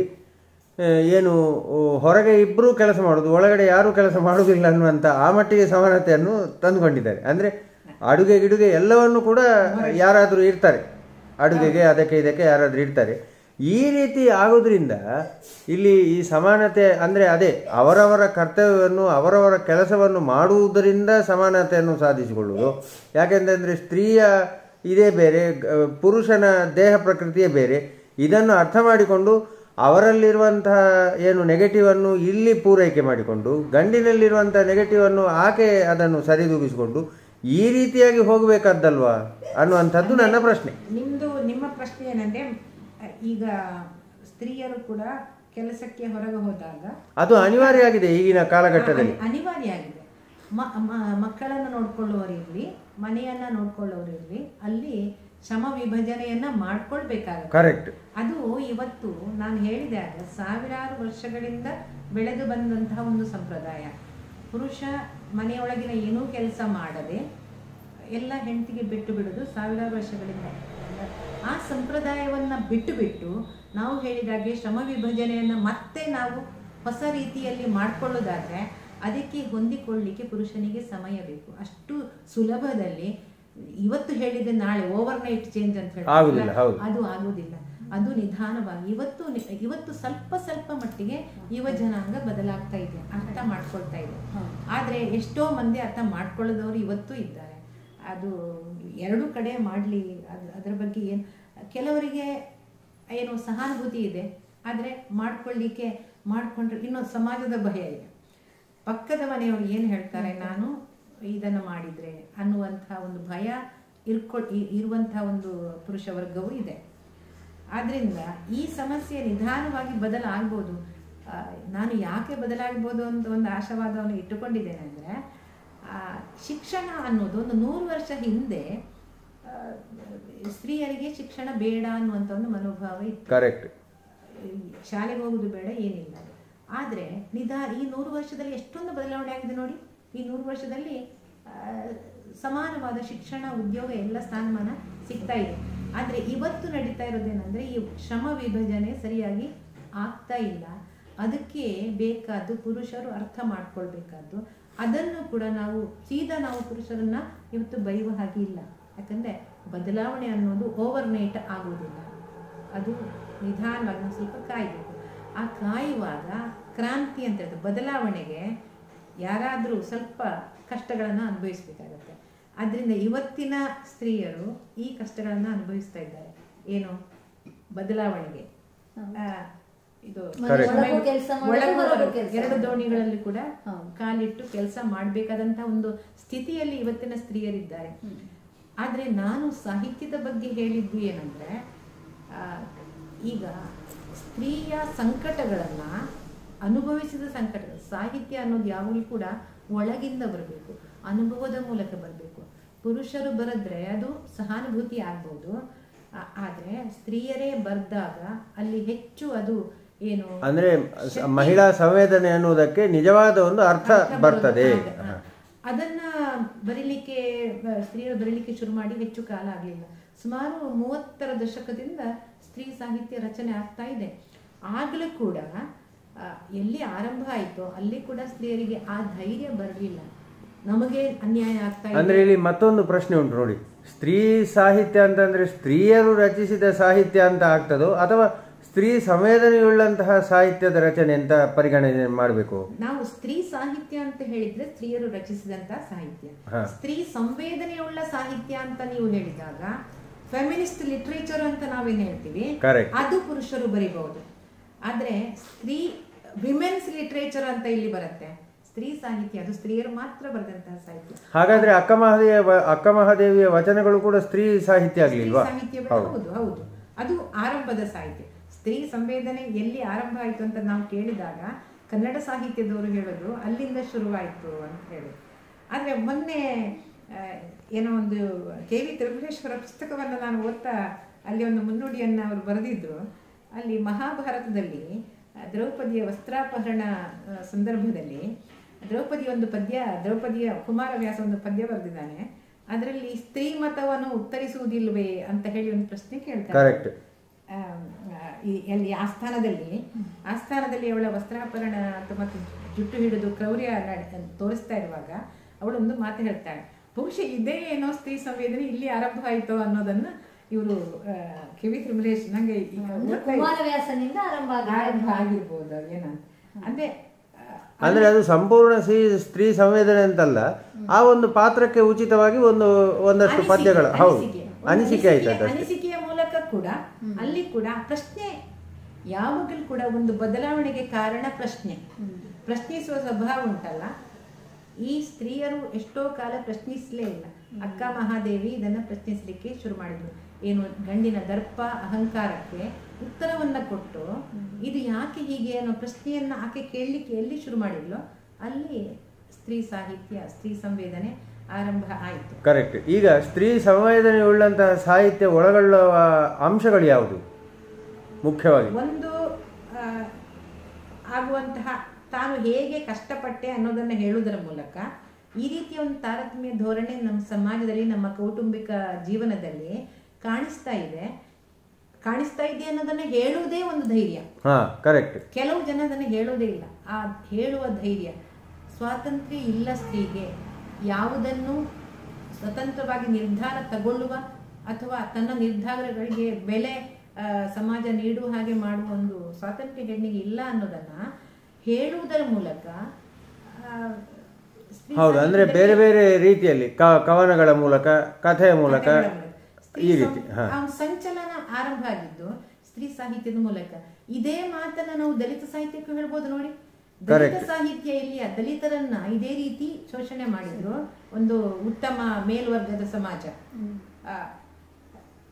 ಆಗ ದಲಿತರು ಬರೀಲಿಕ್ಕೆ ಶುರು ಮಾಡಿದಾಗ ದಲಿತ ಸಾಹಿತ್ಯ ಅಂತ ಕರೆದ್ರು ಅದನ್ನ. ಅದಕ್ಕಿಂತ ಮೊದಲೇ ದಲಿತ ಸಾಹಿತ್ಯ, ದಲಿತರ ಕಷ್ಟಗಳೇನು ಅನ್ನೋದನ್ನ ಚೋಮನದುಡಿ ಶಿವರಾಮ್ ಕಾರಂತರು 40ರ ದಶಕದಲ್ಲಿ ಇಂಗ್ಲಿಷ್ ನಲ್ಲಿ ಮುಲ್ಕರಾಜ್ ಆನಂದ್ ಬರೆದಿದ್ರು. ಇನ್ನು ತುಂಬಾ ಜನ ಅವರ ಸಾಹಿತ್ಯದಲ್ಲಿ ದಲಿತರ ಕಷ್ಟಗಳೇನು, ಅವರನ್ನು ಹೇಗೆ ಮೇಲ್ವರ್ಗ ಶೋಷಣೆ ಮಾಡ್ತಾ ಇದೆ ಅನ್ನೋದನ್ನ ಹೇಳ್ತಾರೆ. ಆದ್ರೆ ಒಳಗಿನ ನೋವೇನು ಅವರದ್ದು ಅದನ್ನ ಹೇಳಲಿಕ್ಕೆ ಶುರು ಮಾಡಿದ್ದು ಏನು ಸಿದ್ಧಲಿಂಗಯ್ಯ ಇರ್ಬೋದು, ದೇವನೂರು ಮಹಾದೇವ ಇರ್ಬೋದು, ಇದು ಅವರ ಮೂಲಕ ಅದು ಬಂದದ್ದು. ಅಂದ್ರೆ ಒಳಗಿನ ಸಂವೇದನೆ ಏನಿದೆ, ಒಳಗಿನ ನೋವೇನಿದೆ ಅದನ್ನ ಹೇಳ್ಕೊಂಡಾಗ ನಿಜವಾದ ಸಾಹಿತ್ಯ ಬರುತ್ತೆ. ಓದುಗರು ಅದನ್ನ ತಿಳ್ಕೊಳ್ತಾರೆ. ಬೇರೆಯವರು ಬಂದ್ರೆ ಅದು ಸಹಾನುಭೂತಿಯ ಸ್ವರೂಪದಲ್ಲಿ ಇರ್ತದೆ. ಈಗ ಮಹಿಳೆಯರು ಸಾಹಿತ್ಯವನ್ನ ರಚಿಸಿದ್ದಾರೆ, ಪುರುಷರು ರಚಿಸಿದ್ದಾರೆ. ಈಗ ಗುಣಮಟ್ಟದಲ್ಲಿ ಏನಾದ್ರೂ ವ್ಯತ್ಯಾಸ ಉಂಟಾ? ಗುಣಮಟ್ಟದಲ್ಲಿ ವ್ಯತ್ಯಾಸ ಅಂದ್ರೆ ಅದು ಬರೆಯುವವರ ಏನು ಗುಣಮಟ್ಟದ ಮೇಲೆ ಗುಣಮಟ್ಟದಲ್ಲಿ ಅಂದ್ರೆ ನೀವು ಎಷ್ಟು ಇಫೆಕ್ಟಿವ್ ಆಗಿ ಹೇಳ್ತೀರಿ. ಆ ಇಫೆಕ್ಟಿವ್ ಆಗಿ ಈಗ ವೈದೇಹಿಯವರ ಕಥೆ ಅದರಲ್ಲಿ ಬಹಳ ಸೂಕ್ಷ್ಮವಾಗಿ ಅವರು ಸ್ತ್ರೀಯರ ಏನು ಸ್ತ್ರೀ ಸಮಾಜದ ಕಷ್ಟಗಳನ್ನ, ಅಮ್ಮಚ್ಚಿ ಎಂಬ ನೆನಪು ನೀವು ನೋಡಿರ್ಬೋದು. ಹೇಗೆ ಅಂದ್ರೆ ಯಾವ ರೀತಿ ಸಮಾಜ ನೋಡ್ತಾ ಇದೆ ಅನ್ನೋದನ್ನ ನೀವು ಗಮನಿಸ್ತೀರಿ. ಅದರ ಮೂಲಕ ಅದು ಓಪನ್ ಆಗಿ ಹೇಳುವುದಲ್ಲ, ನೀವು ಗಮನಿಸಿದಾಗ ಇದು ಈ ರೀತಿ ಹೆಣ್ಣನ್ನ ನಡೆಸ್ಕೊಳ್ತಾ ಇದ್ರು ಅನ್ನೋದು ವೈದೇಹಿ ಸಾಹಿತ್ಯದಲ್ಲಿ. ಅಂದ್ರೆ ಅವರು ಅನುಭವಿಸಿದ್ದಾರೆ ಅದನ್ನ, ಹೆಣ್ಣು ಅನುಭವಿಸಿ ಹೇಳೋದು. ಆದ್ರೆ ಗಂಡಸರು ನೋಡಿ ಅದರ ಬಗ್ಗೆ ಚಿಂತನೆ ಮಾಡಿ ಸಮಾಜದಲ್ಲಿ ಒಂದು ಅಭಿಪ್ರಾಯ ಉಂಟು ಹೆಣ್ಣು ಬರೆದಂತಹ ಕೃತಿ ಬಗ್ಗೆ, ಒಂದು ಅಡುಗೆ ಮನೆ ಸಾಹಿತ್ಯ ಅಂತ ಸ್ವಲ್ಪ ದೂರ ಇಟ್ಟಿದ್ದಾರೆ ಅಂತ. ಯಾಕಂದ್ರೆ ಪುರುಷರು ಸಾಹಿತ್ಯದಲ್ಲಿ ಪ್ರಸಿದ್ಧಿ ಆದಷ್ಟು ಮಹಿಳೆಯರು ಇನ್ನು ಬರ್ಲಿಲ್ಲ ಅಂತ ನನ್ನ ಇದು ಖಂಡಿತ. ಇನ್ನು ಕೂಡ ಅದೇ ಅವ್ರಿಗೆ ಸಿಗುವಷ್ಟು ಮನ್ನಣೆ ನಮಗೆ ಸಿಗ್ತಾ ಇಲ್ಲ. ಇದರ ಬಗ್ಗೆ ನಾನು ಇದಕ್ಕೆ ಒಂದು ಮಧ್ಯದಲ್ಲಿ ಒಂದು ಮಾತು, ಅಂದ್ರೆ ಇದಕ್ಕೆ ಕಾರಣ ಏನಿರುವುದು ಅಂದರೆ ಪುರುಷ ಪ್ರಧಾನ ಸಮಾಜದ ಅಂಗವಾದಂತಹ ಪುರುಷ ಸಾಹಿತಿಗಳು ಕಾರಣ ಅಂತ ಹೇಳ್ಬೋದಾ, ಅಥವಾ ಟೆಕ್ನಿಕಲಿಟಿಯಲ್ಲಿ ಮಹಿಳೆಯರ ಏನು ಬರವಣಿಗೆ ಟೆಕ್ನಿಕಲ್ ಅದರಷ್ಟು ಮಟ್ಟಕ್ಕೆ ಏರ್ಲಿಲ್ಲ ಅಂತ ನಾವು ತಗೊಳ್ಳುದಾ? ಹೇಗೆ ಇದನ್ನು ತಗೊಳ್ಬಹುದು? ನೋಡಿ, ಈ ಸ್ತ್ರೀ ಬರೀಲಿಕ್ಕೆ ಆರಂಭಿಸಿ ಎಷ್ಟು ಕಾಲ ಆಯಿತು? ಪುರುಷರು ಸಾವಿರಾರು ವರ್ಷಗಳಿಂದ ಬರೀತಾ ಇದ್ದಾರೆ. ಅವರ ಆ ಒಂದು ಅದಕ್ಕಿರುವ ದೀರ್ಘ ಇತಿಹಾಸ ಸ್ತ್ರೀ ಸಾಹಿತ್ಯಕ್ಕೆ ಇಲ್ಲ. ಇನ್ನೊಂದು ಸ್ತ್ರೀಗಿರುವ ಅವಕಾಶಗಳು ಕಡಿಮೆ. ಆಕೆ ಹೆಚ್ಚಾಗಿ ಕೂಡ ನಾನು ಆ ಶ್ರಮ ವಿಭಜನೆಯ ಪ್ರಶ್ನೆಯನ್ನು ಹೇಳಿದ್ವಲ್ಲ, ಅದರಿಂದ ಆಕೆಗೆ ಸಿಕ್ಕುವ ಸಮಯ ಕಡಿಮೆ. ಸಿಕ್ಕಿದ ಪರಿಮಿತ ಸಮಯದಲ್ಲಿ ಆಕೆ ಬರಿಬೇಕು. ಮತ್ತೆ ಹೊರಗೆ ಸುತ್ತಾಡುವ ಅವಕಾಶಗಳು ಕೂಡ ಆಕೆಗೆ ಕಡಿಮೆ. ಹೋಗುವವರು ಇರ್ಬೋದು, ಆದ್ರೆ ಏನು ಕಂಪ್ಯಾರಿಟಿವ್ಲಿ ಅಂತ ಹೇಳಿದ್ರೆ ತುಂಬಾ ಕಡಿಮೆ. ಎಲ್ಲೋ 4-6 ಮಂದಿಗೆ ಅಂತ ಅವಕಾಶಗಳು ರಾಜಕೀಯದಲ್ಲಿ ಇರ್ಲಿ, ಸಾಮಾಜಿಕವಾಗಿ ಆಗ್ಲಿ ಸ್ತ್ರೀಗೆ ಅವಕಾಶಗಳಿರ್ಬೋದು. ಆದ್ರೆ ಹೆಚ್ಚು ಬರೆಯುವಂತಹ ಸ್ತ್ರೀಯರಿಗೆ ಇವತ್ತು ಅವಕಾಶಗಳು ಕಡಿಮೆ ಸಿಗ್ತಾ ಇವೆ. ಈ ಕಾರಣದಿಂದಾಗಿ ಚಿಂತನೆಗೆ ಅವಕಾಶ ಕಡಿಮೆ ಇದ್ದರಿಂದಾಗಿ ಬರೆಯುವ ಕ್ವಾಲಿಟಿಯಲ್ಲಿ ಪುರುಷರ ಆ ಕ್ವಾಲಿಟಿ ಬಂದಿದೆ. ಹಾಗೆಂತ ಅದಕ್ಕೆ ಒಂದು ಇದು ಉಂಟು ಅದಕ್ಕೆ. ಯಾಕೆಂತಂದ್ರೆ ನಮ್ಮ MK ಇಂದಿರಮ್ಮ ಅವರ ಕ್ವಾಲಿಟಿ ಅದು ಬಹಳ ಶ್ರೇಷ್ಠ ಮಟ್ಟದ. MK ಇಂದಿರಾ ಅವರ ಕಾದಂಬರಿಯನ್ನು ನಾನು ಅವರ ಬಗ್ಗೆ ಒಂದು ಲೇಖನ ಬರೆದಿದ್ದೇನೆ.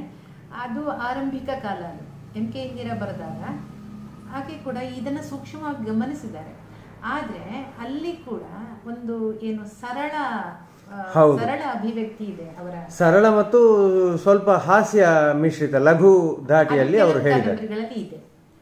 ಅದು ಇನ್ನೊಂದು ಏನಂದ್ರೆ ನಾನು ಆಗ ಹೇಳಿದಾಗ ಪುರುಷರಿಗಿರುವಂತಹ ಒಂದು ಸ್ವಾತಂತ್ರ್ಯ ಏನು ಅವಕಾಶಗಳು ಸ್ತ್ರೀಯರಿಗೆ ಕಡಿಮೆ ಸಿಗ್ತಾ ಇದೆ. ನಾನು ಕೆಲವು ಕಾದಂಬರಿಕಾರರು ಪುರುಷರು ಬರಿಬೇಕು ಅಂತ ಅನಿಸಿದಾಗ ಮನೆಯಲ್ಲಿ ಬರೀಲಿಕ್ಕೆ ಆಗೋದಿಲ್ಲ ಅಂತೇಳಿ ಹೋಟೆಲಲ್ಲಿ ದೊಡ್ಡ ಬರಹಗಾರರಲ್ಲಿ ಹೋಗಿ ತಿಂಗಳಗಟ್ಟಲೆ ಅಲ್ಲಿ ಸ್ವತಂತ್ರವಾಗಿ ಆಲೋಚನೆ ಮಾಡ್ಲಿಕ್ಕೆ ಅವ್ರು ಬರೆಯುವ ರೀತಿಯೇ ಬೇರೆ. ದೊಡ್ಡ ಬರಹಗಾರರು ನಾನು ಹೇಳ್ತಾ ಇದ್ದೀನಿ, ಬರೆಯುವ ರೀತಿಯೇ ಬೇಕು. ಅವರಿಗೆ ಸಿಗರೇಟ್ ಸೇರದೆ ಬರೀಲಿಕ್ಕೆ ಆಗೋದೇ ಇಲ್ಲ ಅಂತ ಕೆಲವರಿಗೆ ಸ್ವಲ್ಪ ಹೆಂಡ ಕುಡಿತಾ ಇಲ್ಲ. ಅದು ಎಲ್ಲವೂ ಇದೆ. ಈ ಹವ್ಯಾಸಗಳಿಗೆ ಅಂಟಿಕೊಂಡು ಅವರು ಬರೀತಾರೆ. ಅದು ಯಾಕೆ ಹಾಗೆ? ಅದೇ ಸ್ತ್ರೀ ಮನೆಯ ಆಕೆಗೊಂದು ಮನೆಯಲ್ಲಿ ಟೇಬಲು ಇರುವುದಿಲ್ಲ, ಬರೀತಾರೆ ಅವರು. ಈ ತಾರತಮ್ಯ ಅದೇ ನಾನು ಹೇಳಿದ್ದು, ಇನ್ನೂ ಬೆಳವಣಿಗೆ ಆಗಲಿಲ್ಲ. ಆದ್ರೂ ಇನ್ ಸ್ಪೈಟ್ ಆಫ್ ದ್ಯಾಟ್ ಸ್ತ್ರೀಯರು ಒಳ್ಳೆಯ ಗುಣಮಟ್ಟದ ಬರಹಗಳನ್ನು ಬರೆದವರು ಇದ್ದಾರೆ. ಇನ್ನೂ ಈಗಲೂ ಇದ್ದಾರೆ. ಈಗ ನಾನು ಮಲಯಾಳದಲ್ಲಿ ನೋಡಿದ್ರೆ ನಾನು ಹೇಳಿದಿನಲ್ಲ, ವೈದೇಹಿ ಇರಬಹುದು, ವೀಣಾ ಶಾಂತೇಶ್ವರ ಅಂತ ಹೇಳಿ ಬರೆದಿದ್ದಾರೆ. ತ್ರಿವೇಣಿ ಕೂಡ MK ಇಂದಿರಾ ಅವರ ಕಾಲದಿಂದಲೇ ಒಳ್ಳೆಯ ಬರವಣಿಗೆ, ಅದು ಸರಳವಾದ ಭಾಷೆ. ಹೆಚ್ಚಿನ ಬರಹಗಾರ್ತಿಯರದ್ದು ಹೌದು, ಅವರು ತೀಕ್ಷ್ಣವಾಗಿ ತಮ್ಮ ನೋವನ್ನು ಅಭಿವ್ಯಕ್ತಿಗೊಳಿಸ್ತಾ ಇಲ್ಲ ಅಂತ ಅಷ್ಟೇ. ಹೌದು, ಅದು ಮಾತೃ ಹೃದಯ ಅನ್ನೋದು ಕೂಡ ಕಾರಣ ಇರ್ತದೆ. ಆದ್ರೆ ನಾನು ಹಾಗೆ ಹೇಳಿದಾಗೆ ಇನ್ನೊಂದು ವರ್ಗ ಇದೆ, ಅದು ಮದುವೆ ಆಗೋದೇ ಬೇಡ, ತಾಯಿ ತಂದೆ ಬೇಡ ಅನ್ನುವಂತ ಒಂದು ವರ್ಗ ಇದೆ. ಅವರು ಈ ತರದ ಮಾತು ಹೇಳೋದಿಲ್ಲ. ಅದು ಏನಿದ್ರು ಕೂಡ ಇಷ್ಟೆಲ್ಲ ಇದ್ದು ಕೂಡ ಅಂತ ಪ್ರತಿಭೆಯನ್ನ ತೋರಿಸಿದ ಸ್ತ್ರೀಯರು ಇದ್ದಾರೆ.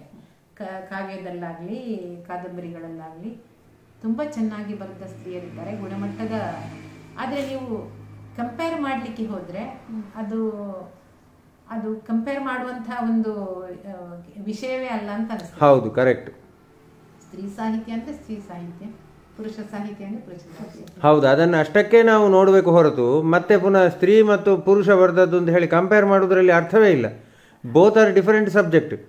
ಸ್ತ್ರೀಯರು ಬರೆದ ಸಬ್ಜೆಕ್ಟ್ ಬೇರೆ, ಪುರುಷರು ಬರೆದ ಸಬ್ಜೆಕ್ಟ್ ಬೇರೆ, ಅಭಿವ್ಯಕ್ತಿಸುವ ವಿಧಾನಗಳು ಬೇರೆ, ಹಾಗಿದ್ದಾಗ ಮತ್ತು ಹೇಳುವ ಕ್ರಮಗಳು ಬೇರೆ. ಹೀಗೆಲ್ಲ ಇರುವುದರಿಂದ ಅದನ್ನು ಕಂಪೇರ್ ಮಾಡುವುದು ಕೂಡ ಅಷ್ಟೊಂದು ಸಮಂಜಸ ಅಲ್ಲ. ಹಾಗೆಂತ ಹೇಳಿ ಕಂಪೇರ್ ಮಾಡ್ತಾರೆ ಮತ್ತು ಆ ರೀತಿ 2ನೇ ದರ್ಜೆಗೆ ಇಳಿಸಿ ಹೇಳ್ತಾರೆ ಅಂತಂದರೆ ಅದು ಅವರ ದೋಷ ಅಂತಲೇ ನಾವು ಹೇಳಬೇಕಾಗ್ತದೆ ಹೊರತು.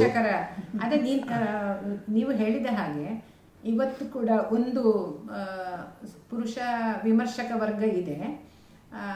ಸ್ತ್ರೀಯರ ಬರೆದಂಥದ್ದು ತೀರಾ ಏನು ಒಳ್ಳೆ ಕ್ವಾಲಿಟಿದಲ್ಲ, ಅಡುಗೆ ಮನೆ ಸಾಹಿತ್ಯ, ಇನ್ನೂ ಅವರಿಗೆ ಚೆನ್ನಾಗಿ ಬರೀಲಿಕ್ಕೆ ಬರುವುದಿಲ್ಲ ಅನ್ನುವಂಥ ಒಂದು ವರ್ಗ ಇದೆ. ಅದು ಜನಪ್ರಿಯ ಸಾಹಿತ್ಯ ಅಂತ ನಾವು ಕರಿತೀವಿ ಅದನ್ನ. ಅದನ್ನುಗಳನ್ನ ಬರೆದವರು ಇದಕ್ಕೆ ತುಂಬ ಹಿನ್ನೆಲೆ ಇದೆ. ಈ ಜನಪ್ರಿಯ ಸಾಹಿತ್ಯಕ್ಕೆ ಇಂಗ್ಲೆಂಡ್ನಲ್ಲಿ ಹೇಗೆ ಆರಂಭ ಆಯಿತು, ಇಂಗ್ಲೆಂಡ್ನಲ್ಲಿ 18ನೇ ಶತಮಾನದಲ್ಲಿ ಕಾದಂಬರಿಗಳನ್ನು ಬರೀಲಿಕ್ಕೆ ಆರಂಭಿಸಿದಾಗ ಜೇನ್ ಆಸ್ಟಿನ್ ಮತ್ತೆ ಜಾರ್ಜ್ ಎಲಿಯಟ್ ಇವರೆಲ್ಲ, ವರ್ಜಿನಿಯಾ ವೂಲ್ಫ್ ಆ ನಂತರ ಬಂದವರು 19ನೇ ಶತಮಾನದಲ್ಲಿ ಆರಂಭ ಕಾಲದಲ್ಲಿ ಅವರೆಲ್ಲ ಬರೆದದ್ದನ್ನ ತುಂಬಾ ಪ್ರಸಿದ್ಧ ಆಯಿತು ಅಂತ ಹೇಳಿ ಕಾದಂಬರಿಗಳನ್ನ ಹೆಂಗಸರು ಬರೆದ್ರೆ ಹೆಚ್ಚು ದುಡ್ಡು ಮಾಡ್ಲಿಕ್ಕಾಗತ್ತೆ ಅಂತ ಪ್ರಕಾಶಕರು ಏನು ಮಾಡಿದ್ರು, ಪುರುಷರು ಬರೆದದ್ದನ್ನ ಹೆಂಗಸರ ಹೆಸರಲ್ಲಿ ಹಾಕಿದ್ದು ಉಂಟು. ಹೌದು, ಅಲ್ಲಿ ಹೆಚ್ಚು ದುಡ್ಡು ಪ್ರಕಾಶಕರು ಆಗ ದುಡ್ಡು ಮಾಡುವ ಒಂದು ಉದ್ದೇಶದಿಂದ ಪುಸ್ತಕಗಳನ್ನ ಪ್ರಕಾಶನ ಮಾಡ್ತಾ ಇದ್ರು. ಆ ರೀತಿ ಒಂದು ಹೆಂಗಸರ ಹೆಸರಿಗೆ ಒಂದು ಹಿನ್ನೆಲೆ ಕೂಡ ಉಂಟು. ಇವತ್ತು ಜನಪ್ರಿಯ ಸಾಹಿತ್ಯ ಅಂದರೆ ಏನು ಅಂದರೆ ದೈನಂದಿನ ಕೌಟುಂಬಿಕ ಜೀವನದ ಬಗ್ಗೆ ಅತ್ಯಂತ ಸರಳವಾಗಿ ಕಥೆಗಳನ್ನು ಹೇಳುವಂಥದ್ದೇ ಜನಪ್ರಿಯ ಸಾಹಿತ್ಯ. ಅದನ್ನು ಓದಿದ್ರೆ ನಿಮಗೆ ಚಿಂತನೆಗೆ ಏನು ಅವಕಾಶ ಇರೋದಿಲ್ಲ. ಆದರೆ ನೀವು ಸಾಹಿತ್ಯ ಅನ್ನೋದನ್ನ ಬರೀ ಸಂತೋಷಕ್ಕೋಸ್ಕರ ಓದೋದು, ಎರಡು ಉದ್ದೇಶ ಇದೆ ಸಾಹಿತ್ಯದಲ್ಲಿ. ಒಂದು ಸಂತೋಷಕ್ಕೋಸ್ಕರ ಓದೋದು. ಸಂತೋಷಕ್ಕೋಸ್ಕರ ಅಂದ್ರೆ ಒಂದು ಐಸ್ ಕ್ರೀಮ್ ತಿಂದ ಹಾಗೆ.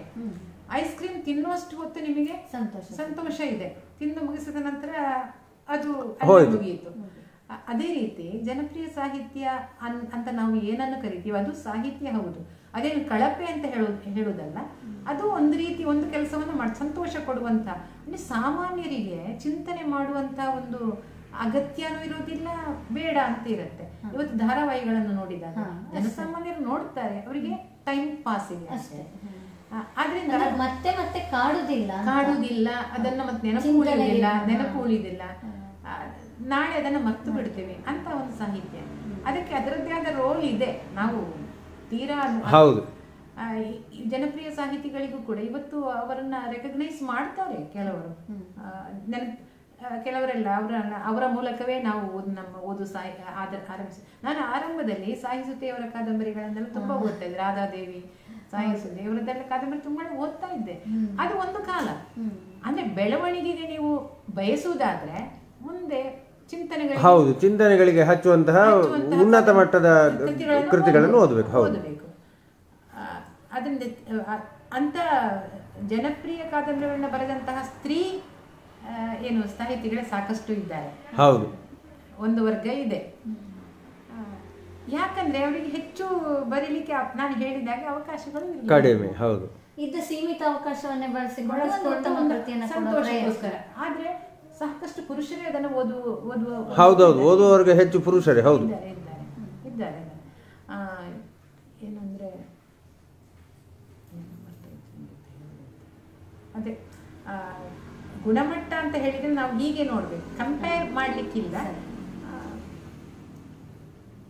ಸಾಹಿತ್ಯ ಅದರ ಕೆಲಸ ಮಾಡ್ತಾ ಇದೆ. ಹೌದು, ಕರೆಕ್ಟ್ ಮೇಡಮ್. ಈಗ ನೀವು ಒಂದಷ್ಟು ಕೃತಿಗಳನ್ನ ಅನುವಾದ ಮಾಡಿದ್ದೀರಿ ಮತ್ತು ಒಂದಷ್ಟು ಕೃತಿಗಳನ್ನ ಸ್ವತಂತ್ರವಾಗಿ ರಚಿಸಿದ್ದೀರಿ. ಅವೆರಡರ ನಡುವೆ ಇರುವಂತಹ ವ್ಯತ್ಯಾಸಗಳನ್ನು ಹೇಳ್ತೀರಿ? ನೋಡಿ, ಇದು ಸ್ವತಂತ್ರ ಕೃತಿಗಳನ್ನ ರಚಿಸುವಾಗ ನಾನು ಈಗ 2 ಕಥಾ ಸಂಕಲನಗಳನ್ನ, ಒಂದು ಒಡಲ ಬೆಂಕಿ ಅನ್ನುವ ಕಾದಂಬರಿಯನ್ನ, ವಿಮರ್ಶೆಗಳನ್ನ ತುಂಬಾ ಮಾಡಿದ್ದೀನಿ. ಆಮೇಲೆ ನಾಟಕಗಳನ್ನ ಬರೆದಿದ್ದೀನಿ. ಸುಮಾರು 26 ಸ್ವತಂತ್ರ ಕೃತಿಗಳನ್ನ ಈ ರೀತಿ ನಾನು ಬರೆದಿದ್ದೀನಿ. ಅದೇ ಬದುಕು ಬರಹಗಳನ್ನ, ಮೊನೋಗ್ರಾಫ್ಗಳನ್ನ ಬರೆದಿದ್ದೇನೆ. ಇದನ್ನ ಬರೆಯುವಾಗ ನಮಗೆ ಒಂದು ಫ್ಲೋ ಆಫ್ ಥಾಟ್ ಅಂತ ಹೇಳ್ತೀವಿ. ಒಳಗೆ ಇದೆ ಐಡಿಯಾಸ್, ಒಳಗೆ ತುಂಬಿಕೊಂಡದ್ದನ್ನ ನಾನು ಒಂದು ಸಿಟ್ಟಿಂಗ್ ಅಲ್ಲಿ ಒಂದು ಕಥೆಯನ್ನ ಬರೀಬಹುದು ನೇರವಾಗಿ. ಅಂದ್ರೆ ಇಲ್ಲದ್ರೆ ಮತ್ತೆ ಅದು ಮರ್ತೋಗ್ತದೆ. ಆದ್ರಿಂದ ಒಂದು ಆಲೋಚನೆ ಬಂದ ಕೂಡಲೇ ಒಂದು ಕತೆ ಹೀಗೆ ನಾನು ಮೊದಲೇ ಅದನ್ನ ಆಲೋಚನೆ ಮಾಡ್ಕೊಂಡಿರ್ತೀನಿ, ಕತೆ ಹೀಗಿರ್ಬೇಕು ಅಂತ ಫ್ರೇಮ್ ವರ್ಕ್ ಹಾಕೊಂಡಿರ್ತೀನಿ. ಅದು ಒಂದೇ ಸತಿ ಕೂತು ಅದನ್ನ ಬರಿಬಹುದು. ಈ ಕಾದಂಬರಿ ಬರುವಾಗ ಒಂದು ಅಧ್ಯಾಯ ಅಲ್ಲಿ ಬರ್ದಾಗುತ್ತೆ, ಅದಕ್ಕೆ ಹೆಚ್ಚು ಸಮಯ ಬೇಕಾಗುದಿಲ್ಲ. ಮತ್ತೆ ನಿಮ್ಮ ಸ್ವತಂತ್ರತೆಗೆ ಅವಕಾಶ ಉಂಟಲ್ಲ? ಹೌದು, ನಮಗೆ ಫ್ರೀಡಮ್ ಅಂತ ಹೇಳ್ತೀವಿ, ಅದಕ್ಕೆ ಅವಕಾಶ ಕೂಡ ಇದೆ. ನಮಗೆ ಬೇಕಾದ ಹಾಗೆ ಬೇಕಾದ ಪದಗಳನ್ನು ಉಪಯೋಗಿಸಿ ಬೇಕಾದ ರೀತಿಯ ವಾಕ್ಯಗಳನ್ನ ನಾವು ಉಪಯೋಗಿಸಬಹುದು ಅನ್ನುವಂತ ಒಂದು ಸ್ವತಂತ್ರ ಕೃತಿಗಳಲ್ಲಿ ಇದೆ. ಆದ್ರೆ ಅನುವಾದ ಅನ್ನೋದು ಬಹಳ ದೊಡ್ಡ ಟಾಪಿಕ್. ಇದು ಅನುವಾದದ ಬಗ್ಗೆ ಮಾತನಾಡ್ಲಿಕ್ಕೆ ಹೊರಟ್ರೆ ಅನೇಕರಿಗೆ ಅನುವಾದ ಅಂದ್ರೆ ಅದೊಂದು ಅನುಕರಣೆ ಅನ್ನುವಂಥ ಒಂದು ಭಾವನೆ ಇದೆ. ಇದು ಸ್ವತಂತ್ರ ಅಲ್ಲ, ಇವರಿಗೆ ಸ್ವತಂತ್ರವಾಗಿ ಬರೆಯುವ ಒಂದು ಸಾಮರ್ಥ್ಯ ಇಲ್ಲದೆ ಇರೋದ್ರಿಂದ ಇವರು ಅನುವಾದ ಮಾಡ್ತಾರೆ ಅನ್ನುವಂಥ ಅಷ್ಟರ ಮಟ್ಟಿಗೆ ಅದನ್ನು ನಿರ್ಲಕ್ಷ್ಯ ಮಾಡುವಂತಹ ಒಂದು ವರ್ಗ ಕೂಡ ನಮ್ಮಲ್ಲಿದೆ. ಬಹುಶಃ ಇದರಲ್ಲಿ ಸಾಹಿತ್ಯ ಲೋಕವು ಈ ಅನುವಾದಿತ ಕೃತಿ ಮೂಲ ಕೃತಿಯಷ್ಟೇ ತೂಕ ಉಳ್ಳದಾದ್ರು ಅದು 2ನೇ ದರ್ಜೆಯದು ಎನ್ನುವಂತ ಒಂದು ಪೂರ್ವಾಗ್ರಹ ಇರ್ಬೋದಾ? ಅದನ್ನು ನಾನು ಸಾಹಿತ್ಯ ಲೋಕ ಅಂತ ಹೇಳಿದಾಗ ಅನೇಕರು ಅದಕ್ಕೆ ತುಂಬಾ ಬೆಲೆ ಕೊಡುವ ಒಂದು ವರ್ಗ ಇದೆ. ಅದು ಬಹಳ ಸೆನ್ಸಿಬಲ್ ಅಂತ ನಾವು ಹೇಳ್ತೀವಿ. ಯಾಕಂದ್ರೆ ಅನುವಾದದಲ್ಲಿ ಎಷ್ಟೆಲ್ಲ ಸಾಮರ್ಥ್ಯಗಳಿರ್ಬೇಕು, ಎಷ್ಟೆಲ್ಲ ಪ್ರತಿಭೆಗಳಿರ್ಬೇಕು ಅಂತ ನಾವು ಆಲೋಚನೆ ಮಾಡಿದ್ರೆ ಒಂದು ಭಾಷೆ ನಮಗೆ ಮೂಲವಾಗಿ ನಮ್ಮ ಮಾತೃಭಾಷೆ, ಅದರಲ್ಲಿ ಸರಾಗವಾಗಿ ಮಾತಾಡಲಿಕ್ಕೆ, ಓದಲಿಕ್ಕೆ, ಬರೀಲಿಕ್ಕೆ ಗೊತ್ತಿರುತ್ತೆ. ಆದರೆ ಇನ್ನೊಂದು ಭಾಷೆಯನ್ನ ಕಲಿಯುವಾಗ ಆ ಭಾಷೆಯನ್ನ ಬರೀಲಿಕ್ಕೆ, ಓದಲಿಕ್ಕೆ, ಅರ್ಥ ಮಾಡ್ಕೊಳ್ಳಿಕ್ಕೆ ಎಲ್ಲ ಕಲ್ತುಕೊಳ್ಳೋದು ಮಾತೃಭಾಷೆಯ ನಂತರ, ಮಾತೃಭಾಷೆನ ಕಲಿತ ನಂತರ. ಅದು ಎರಡನೇದಾಗಿ ಅಥವಾ ನಂತರ ಕಲಿಯುವ ಭಾಷೆಗಳಲ್ಲಿ ಈ ಮಾತೃಭಾಷೆಯ ಒಂದು ಸರಾಗವಾಗಿ ಅದನ್ನು ವ್ಯವಹರಿಸುವಂತಹ ಒಂದು ಸಾಮರ್ಥ್ಯ ಬರುವುದು ಕಷ್ಟ, ಬಹಳ ಕಷ್ಟ. ಹೌದು, ಯಾಕಂದ್ರೆ we think in our own language, mother tongue. ಇದು ಅಂದ್ರೆ ಒಂದು ಭಾಷೆ ಅನ್ನೋದು ಅದರ ಜೊತೆಗೆ ಏನೆಲ್ಲ ಇದೆ ಅಂದ್ರೆ ಸಂಸ್ಕೃತಿ ಇದೆ. ಭಾಷೆಯ ಜೊತೆಗೆ ಸಂಸ್ಕೃತಿ ಮಿಳಿತವಾಗಿದೆ. ಹೌದು, ಮಿಳಿತವಾಗಿದೆ. ಅಥವಾ ಅದರ ಆ ಒಂದು ಎಷ್ಟು ತಳುಕು ಹಾಕಿಕೊಂಡಿದೆ ಅಂದ್ರೆ ಅದರಲ್ಲಿ ಆ ಭಾಷೆಯಲ್ಲಿ ಇರುವ ಜನಗಳು ಹೇಗಿರ್ತಾರೆ, ಅವರ ಸ್ವಭಾವ ಹೇಗಿರುತ್ತೆ, ಅವರ ಜೀವನ ಕ್ರಮ ಹೇಗಿರುತ್ತೆ, ಅವರ ಆಹಾರ ಕ್ರಮ ಹೇಗಿರುತ್ತೆ, ಅವರು ಮಾತನಾಡುವಾಗ. ಹೌದು, ಅದೊಂದು ಮಾತೆ ಉಂಟಲ್ಲ, ಭಾಷೆ ಅಳಿದರೆ ಒಂದು ಸಂಸ್ಕೃತಿ ಅಳಿದಂತೆ ಮುಗಿತು. ಕರೆಕ್ಟ್. ಹಾಗೆ ಅವರು ಮಾತಾಡುವಾಗ ಗಾದೆ ಮಾತುಗಳು ಏನಿರ್ತವೆ, ಅವರ ನಂಬಿಕೆಗಳೇನು, ಇದು ಎಲ್ಲವೂ ಕೂಡ ಒಂದು ಭಾಷೆಯಲ್ಲಿ ಇದೆ. ಆದ್ರಿಂದ ನೀವು ಒಂದು ಭಾಷೆ ಕಲಿಯುವಾಗ ಅಕ್ಷರ ಕಲಿತು ಓದಲಿಕ್ಕೆ ಬರಲಿಕ್ಕೆ ಕಲ್ತ್ರೆ ಸಾಲದು. ಇಡೀ ಆ ಒಂದು ಏನು ಸಂಸ್ಕೃತಿಯೇ ನಾವು ತಿಳ್ಕೊಂಡಿರ್ಬೇಕಾಗುತ್ತೆ. ಆದ್ರಿಂದ ನೀವು ಅನುವಾದ ಮಾಡುವ ಯಾಕೆ ಅದು ಅಂತಂದ್ರೆ, ಈಗ ಉದಾಹರಣೆಗೆ ನಾವಿಲ್ಲಿ ಏನು ಯಾವುದೋ ಒಂದು ಶಬ್ದವನ್ನು ಯಕ್ಷಗಾನ ಅಂತ ಬಳಸ್ತೇವೆ, ಅದು ಬೇರೆ ತೆಲುಗಿನಲ್ಲೋ ಅಥವಾ ಹಿಂದಿಯಲ್ಲೋ ಇಲ್ಲ. ಆ ಯಕ್ಷಗಾನ ಅಂದ್ರೆ ಏನು ಅಂತ ಅನುವಾದ ಮಾಡುವವರಿಗೆ ಗೊತ್ತಿರಬೇಕು. ಆಗ ಯಕ್ಷಗಾನ ಅಂದ್ರೆ ಏನು ಅಂತ ಗೊತ್ತಿಲ್ಲದಿದ್ರೆ ಅದಕ್ಕೆ ಸಂವಾದಿಯಾದಂತಹ ಶಬ್ದವನ್ನು ಅವನು ಹುಡುಕುದಾದ್ರೂ ಹೇಗೆ? ಕಥಕಳಿಯೋ ಮೋಹಿನಿಯಾಟ್ಟಮೋ ನಾನೇ ಹೇಳುವಾಗ ನಾನು ಅದನ್ನ ಅನುವಾದದಲ್ಲಿ ಬಂದಾಗ ನನಗದು ಗೊತ್ತಿರಬೇಕು. ಅದರಿಂದ ಮೂಲ ಭಾಷೆ, ನಾವು ಅನುವಾದ ಮಾಡುವ ಕೃತಿಯ ಮೂಲ ಭಾಷೆ, ಅದರಲ್ಲಿ ಎಲ್ಲ ಅದನ್ನ ಕಥೆಯನ್ನ ಮತ್ತೆ ಭಾಷೆಯನ್ನ ಎಲ್ಲವನ್ನು ಅರ್ಥ ಮಾಡಿಕೊಂಡು, ಅದರ ಕಥೆಯ ಸತ್ವವನ್ನ ಅರ್ಥ ಮಾಡಿಕೊಂಡು, ಮತ್ತೆ ನಿನ್ನ ಭಾಷೆಯಲ್ಲಿ ನಿನ್ನದನ್ನ ಚೆನ್ನಾಗಿ ಬರಿಬೇಕು. ಅದನ್ನ ನಿನ್ನ ಓದುಗರಿಗೆ ಅರ್ಥವಾಗುವ ರೀತಿಯಲ್ಲಿ. ಹೌದು, ಅಲ್ಲಿ ದೊಡ್ಡ ಸಮಸ್ಯೆ ಏನು ಅಂತಂದ್ರೆ, ಯಾವುದೋ ಒಂದು ರಾಜ್ಯದ ಒಂದು ಸಂಸ್ಕೃತಿ ಅದು ನಮಗೆ ಪರಿಚಯವೇ ಇಲ್ಲ. ಆ ಸಂಸ್ಕೃತಿಯನ್ನು ನಮಗೆ ಪರಿಚಯ ಇರುವ ಸಂಸ್ಕೃತಿಯ ಹಾಗೆ ಪರಿವರ್ತನೆ ಮಾಡಿ ಕೊಡ್ಬೇಕಲ್ಲ, ಇಲ್ದಿದ್ರೆ ಓದುಗರಿಗೂ ಅದು ಅರ್ಥ ಆಗುದಿಲ್ಲ. ಪರ್ಯಾಯಗಳನ್ನು ಕೊಡಬೇಕಾಗ್ಬೋದು. ಏನಿದ್ರು ಕೂಡ ಅಂಥ ಒಂದು ಸಂಸ್ಕೃತಿ ಅವರದ್ದು, ಅವರ ಜೀವನ ಕ್ರಮವನ್ನ ಕಥೆಯ ಜೊತೆಗೆ ನೀವು ನಿಮ್ಮ ಓದುಗರಿಗೆ ಕೊಡಬೇಕು. ಅದು ಆ ಕೆಲಸ ಮಾಡಬೇಕಿದ್ರೆ ಎರಡು ಭಾಷೆಗಳ ಮೇಲೆ, ಎರಡು ಸಂಸ್ಕೃತಿಗಳ ಮೇಲೆ ಪ್ರಭುತ್ವವನ್ನ ನೀವು ಹೊಂದಿರಬೇಕು. ನಿಮ್ಮ ಭಾಷೆಯಲ್ಲಿ ಈಗ ಮೂಲ ಭಾಷೆ ಅಂತ, ಇದನ್ನು ಉದ್ದಿಷ್ಟ ಭಾಷೆ ಅಂತ, ಟಾರ್ಗೆಟ್ ಲ್ಯಾಂಗ್ವೇಜ್ ಅಂತ. ಈ ಟಾರ್ಗೆಟ್ ಲ್ಯಾಂಗ್ವೇಜು ನಿಮ್ಮ ಭಾಷೆ ಆಗಿರುತ್ತೆ. ಅದರಲ್ಲಿ ನಿಮಗೆ ಅಭಿವ್ಯಕ್ತಿ ಮಾಡುವ, ಸುಂದರವಾಗಿ ಸರಳವಾಗಿ ಎಲ್ಲವನ್ನೂ ಹೇಳುವ ಒಂದು ಸಾಮರ್ಥ್ಯ ನಿಮಗೆ ಇದ್ರೆ ಮಾತ್ರ ನೀವು ಯಶಸ್ವಿ ಅನುವಾದಕರಾಗಲಿಕ್ಕೆ ಸಾಧ್ಯ. ಈ ರೀತಿಯ ಒಂದು ಜಾಣ್ಮೆ, ಇಷ್ಟೆಲ್ಲ ಆದ ಮೇಲೆ ಪರಿಶ್ರಮ, ಇದು ಮೂಲವನ್ನ ನೀವು ಅರ್ಥ ಮಾಡ್ಕೊಳ್ಳಿಲ್ಲ ಅಂತ ಆದ್ರೆ ಇಲ್ಲಿ ನೀವು ತಪ್ಪು ಮಾಡ್ತೀರಿ, ನಿಮ್ಮ ಓದುಗರಿಗೆ ಸುಳ್ಳು ಹೇಳ್ತೀರಿ. ಕರೆಕ್ಟ್. ಮೂಲವನ್ನ ಅರ್ಥ ಮಾಡ್ಕೊಳ್ಬೇಕು ಮತ್ತು ಅದನ್ನ ಹೇಳುವ ಒಂದು ಕೆಪಾಸಿಟಿಯನ್ನು ನೀವು ಬೆಳೆಸ್ಕೊಳ್ಬೇಕು. ಇದು ಎಷ್ಟರ ಮಟ್ಟಿಗೆ ಅಂದ್ರೆ ತಂತಿಯ ಮೇಲೆ ನಡೆದ ಹಾಗೆ ಅಂತ ನಾನು ಇಲ್ಲಿ ಯಾವುದೊಂದು ಲೇಖನದಲ್ಲಿ ಬರೆದಿದ್ದೇನೆ. ತಂತಿಯ ಮೇಲೆ ನಡೆದಾಗ ಸ್ವಲ್ಪ ಆಚೀಚೆ ಏನು ಸ್ವಲ್ಪ ತಪ್ಪಾದ್ರೂ ಕೂಡ ಒಂದು ಶಬ್ದವನ್ನ, ಎಷ್ಟೋ ಶಬ್ದಗಳು ಭಾರತೀಯ ಭಾಷೆಯಲ್ಲಿ ಅನುವಾದ ಮಾಡುವ ನಾನು ನೋಡಿದೆ. ಒಂದು ಭಾಷೆಯ ಶಬ್ದ ಇನ್ನೊಂದು ಭಾಷೆಯಲ್ಲಿ ಇದೆ, ಅದು ಅರ್ಥ ಬೇರೆ. ಈಗ ಹಿಂದಿಯಲ್ಲಿ ಉಪನ್ಯಾಸ ಅಂತ ಹೇಳಿದ್ರೆ, ಕನ್ನಡದಲ್ಲಿ ಉಪನ್ಯಾಸ ಅಂದ್ರೆ ಉಪನ್ಯಾಸ, ಹಿಂದಿಯಲ್ಲಿ ಉಪನ್ಯಾಸ ಅಂದ್ರೆ ಕಾದಂಬರಿ. ಅಲ್ಲ, ಕನ್ನಡದಲ್ಲೇ ಈಗ ಶಿರ ಅಂತ ಹೇಳಿದ್ರೆ ಒಂದು ಕಡೆ ತಲೆ ಅಂತ ಹೇಳ್ತಾರೆ, ಕೆಲವು ಕಡೆ ಎಲ್ಲ ಸಿಹಿ ತಿಂಡಿ ಇದು ಅಂದ್ರೆ ಒಂದೇ ಭಾಷೆಯಲ್ಲೂ ಕೂಡ ಒಂದೊಂದು ಊರಿಗೆ ಹೋದಾಗ ಈಗ ಉದಾಹರಣೆ ಕೂಗುದಂತೇಳಿ, ನಮ್ಮಲ್ಲಿ ಕೂಗುದಂತ ಹೇಳಿದ್ರೆ ಗಟ್ಟಿಯಾಗಿ ಅರ್ಥ, ಪುತ್ತೂರು ಕಡೆ ಎಲ್ಲ ಕೂಗುದಂತ ಹೇಳಿದ್ರೆ ಒಳಗೇನು ಅರ್ಥ ಬರ್ತದೆ. ಆಗ ಬಹಳ ಕಷ್ಟ ಆಗುತ್ತೆ ಭಾಷೆ ಅನ್ನೋದು.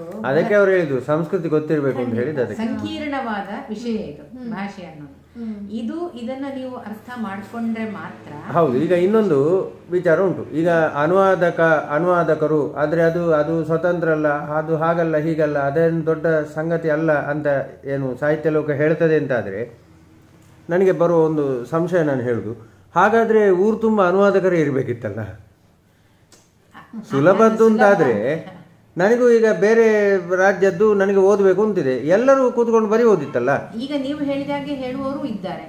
ನಮಗೆ ನಾನು ಆಗ ಹೇಳಿದ ಒಂದು ಮಾತು, ಗಾಳಿ ಬೆಳಕುಗಳಿಗೆ ನಮ್ಮ ಹೃದಯದ ಕಿಟಕಿಗಳನ್ನ ತೆರೆದಿಡಬೇಕು ಅನ್ನುವಂಥ ಒಂದು ಎಷ್ಟು ಒಳ್ಳೆಯ ಒಂದು ಎಕ್ಸ್ಪ್ರೆಷನ್ ಅನ್ನ ನಾವು ಇಲ್ಲಿ ಹೇಳುವವರು ಇದ್ದಾರೆ. ನಮಗೆ ಇತರ ಭಾಷೆಗಳ ಕೃತಿಗಳು ಬೇಕು, ಯಾಕಂದ್ರೆ ನಮ್ಮದೇ ಬಾವಿಯೊಳಗಿನ ಕಪ್ಪೆಗಳು ನಾವು ಆಗಬಾರ್ದು. ಕನ್ನಡ ಸಾಹಿತ್ಯದಲ್ಲಿ ಏನಿದೆ ಅದನ್ನು ಮಾತ್ರ ತಿಳ್ಕೊಳ್ಳೋದಲ್ಲ, ಇತರ ಭಾಷೆ. ಈಗ ಅನುವಾದಗಳ ಮೂಲಕವೇ ಬೇರೆ ಬೇರೆ ದೇಶಗಳ ಕೃತಿಗಳು ನಮ್ಮಲ್ಲಿಗೆ. ಹೌದು, ಅದರಿಂದಾಗಿ ಅನುವಾದಕರಿಗೆ ಒಂದು ಅಂದ್ರೆ ಈಗ ಉದಾಹರಣೆ ಕನ್ನಡ ಸಾಹಿತ್ಯ ಬೆಳಿಬೇಕು ಅಂತಾದ್ರೆ ಕನ್ನಡ ಸಾಹಿತ್ಯದಲ್ಲಿ ಮಾತ್ರ ಸಾಹಿತ್ಯ ಕೃತಿಗಳು ಬಂದ್ರೆ ಕನ್ನಡ ಸಾಹಿತ್ಯ ಬೆಳೆಯುವುದಿಲ್ಲ. ಬೇರೆ ಭಾಷೆಯ ಸಾಹಿತ್ಯ ಕೃತಿಗಳು ಕನ್ನಡ ಭಾಷೆಯಲ್ಲಿ ಬಂದಾಗ ಕನ್ನಡ ಸಾಹಿತ್ಯದ ವ್ಯಾಪ್ತಿ ವಿಸ್ತಾರ ಆಗುವುದಿಲ್ವೇ? ಮಾತುಗಳನ್ನು ಹೇಳುವವರು ಇದ್ದಾರೆ. ಅಟ್ ದ ಸೇಮ್ ಟೈಮ್ ಈ ತರ ನನಗೆ ಎಷ್ಟೋ ಸರ್ತಿ ನನ್ನ ಸುತ್ತಮುತ್ತ ಇರುವವರು, ನೀವು ಮಲಯಾಳ ಕೃತಿ, ನಿಮಗೆ ಕಾಸರಗೋಡ್ನವ್ರಲ್ವಾ, ಕಾಸರಗೋಡಲ್ಲಿ ಲಕ್ಷಗಟ್ಟಲೆ ಮಂದಿ ಇದ್ದಾರೆ, ಅವರೇನು ಯಾರು ಮಲಯಾಳದಿಂದ ಅನುವಾದ ಮಾಡ್ತಾ ಇಲ್ಲ. ಈಗ ಅದೇ ಹೇಳೋದು ನಾನು, ಅದು ಗೊತ್ತಿದೆಯಲ್ಲ, ಆದ್ರೆ ಗೊತ್ತಿರುವವರಿಗೆ ಅನುವಾದ ಮಾಡ್ಲಿಕ್ಕೆ ಆಗೋದಿಲ್ಲ. ಅದು ಬರವಣಿಗೆಯ ಒಂದು ಶೈಲಿ ಚೆನ್ನಾಗಿರ್ಬೇಕು, ಹಾಗಿದ್ರೆ ಮಾತ್ರ ಬರವಣಿಗೆ. ಅಂದ್ರೆ ಅದೇ ನಾನು ಹೇಳಿದ್ದೆ, ಅಂದ್ರೆ ಅದನ್ನ 2ನೇ ದರ್ಜೆಗೆ ಹಾಕೋದಿದ್ರೆ ಆವಾಗ ಊರು ತುಂಬಾ ಅನುವಾದಕರು ಇರ್ಬೇಕಿತ್ತಲ್ಲ. ಹಾಗಾದ್ರೆ ಬಹಳ ಬೆರಳಿಕೆ ಮಂದಿ, ಅಂದ್ರೆ ಇಡೀ ಕನ್ನಡ ಸಾಹಿತ್ಯವನ್ನು ಪರಿಗಣನೆ ಮಾಡಿದ್ರೆ ಅನುವಾದಕರ ಸಂಖ್ಯೆ ಅತ್ಯಂತ ಕಡಿಮೆ. ಹಾಗಾದ್ರೆ ಅವರೇ ಏನು ಇವರಿಗಿಂತ ಹೆಚ್ಚು ಅಂತ ನಾವು ಭಾವಿಸ್ಬೇಕಾಯ್ತಲ್ಲ. ಅಂದ್ರೆ ಆ ರೀತಿ ಹೇಳುವವರಿಗೆ ನಾನು ಹೇಳಿದ್ದಷ್ಟೇ. ಅದೇ ಎರಡೂ ರೀತಿಯಲ್ಲಿ ಮಾತನಾಡುವವರಿದ್ದಾರೆ, ಆದ್ರೆ ಅನುವಾದಕರನ್ನ ಯಾವುದೇ ಗಂಭೀರವಾಗಿ ಪರಿಗಣಿಸದೇ ಇರುವ ಒಂದು ವರ್ಗ ಇದೆ. ಅದನ್ನ ಒಳ್ಳೆಯದು ಮತ್ತು ಬೆಳವಣಿಗೆಗೆ ಕಾರಣ ಆಗುವವರು ಅನ್ನುವಂಥ ಒಂದು ಗೌರವ ಇಟ್ಟುಕೊಂಡ ಇನ್ನೊಂದು ವರ್ಗವೂ ಇದೆ. ಅದರಿಂದ ನಿರ್ಲಕ್ಷ್ಯ ಮಾಡುವ ವರ್ಗಕ್ಕೆ ಅವರು ಅರ್ಥ ಮಾಡಿಕೊಳ್ಳೋದು ನಿಜವಾಗಿ ಒಳ್ಳೆಯದು ಅಂತ ಅನ್ನಿಸ್ತಾ ಇದೆ ಅಷ್ಟೇ.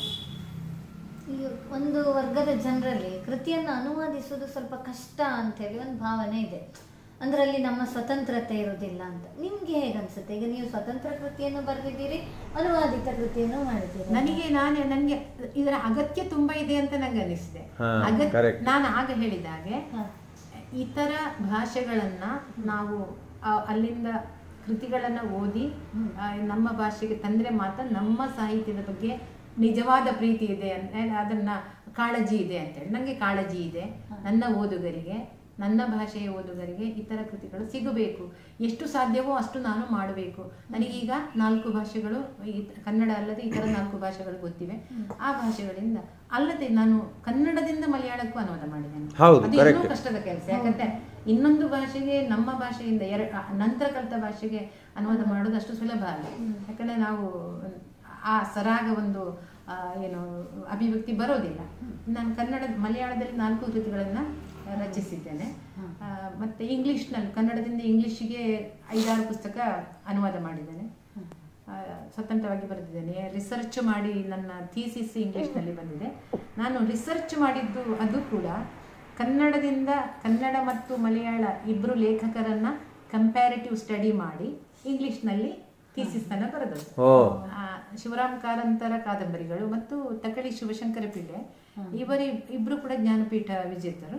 ಅವರಿಬ್ಬರ ಎಲ್ಲ ಕೃತಿಗಳನ್ನ ಒಂದು ತೌಲನಿಕ ಅಧ್ಯಯನ ಮಾಡಿ ಒಂದು ರಿಸರ್ಚ್, ಕಣ್ಣೂರು ಯೂನಿವರ್ಸಿಟಿಯ ಕೆಳಗೆ ರಿಸರ್ಚ್ ಮಾಡಿ ಅದಕ್ಕೆ ಡಾಕ್ಟರೇಟ್ ಪಡೆದದ್ದು ನಾನು. ಆ ಕೃತಿಯನ್ನ ಕೂಡ ನಾನು ಪುಸ್ತಕ ರೂಪದಲ್ಲಿ ತಂದಿದ್ದೇನೆ. ಮೇಡಮ್, ಈಗ ನೀವೇ ಹೇಳಿದಾಗೆ ನಿಮಗೆ ಒಟ್ಟು 5 ಭಾಷೆಗಳು ಗೊತ್ತುಂಟು.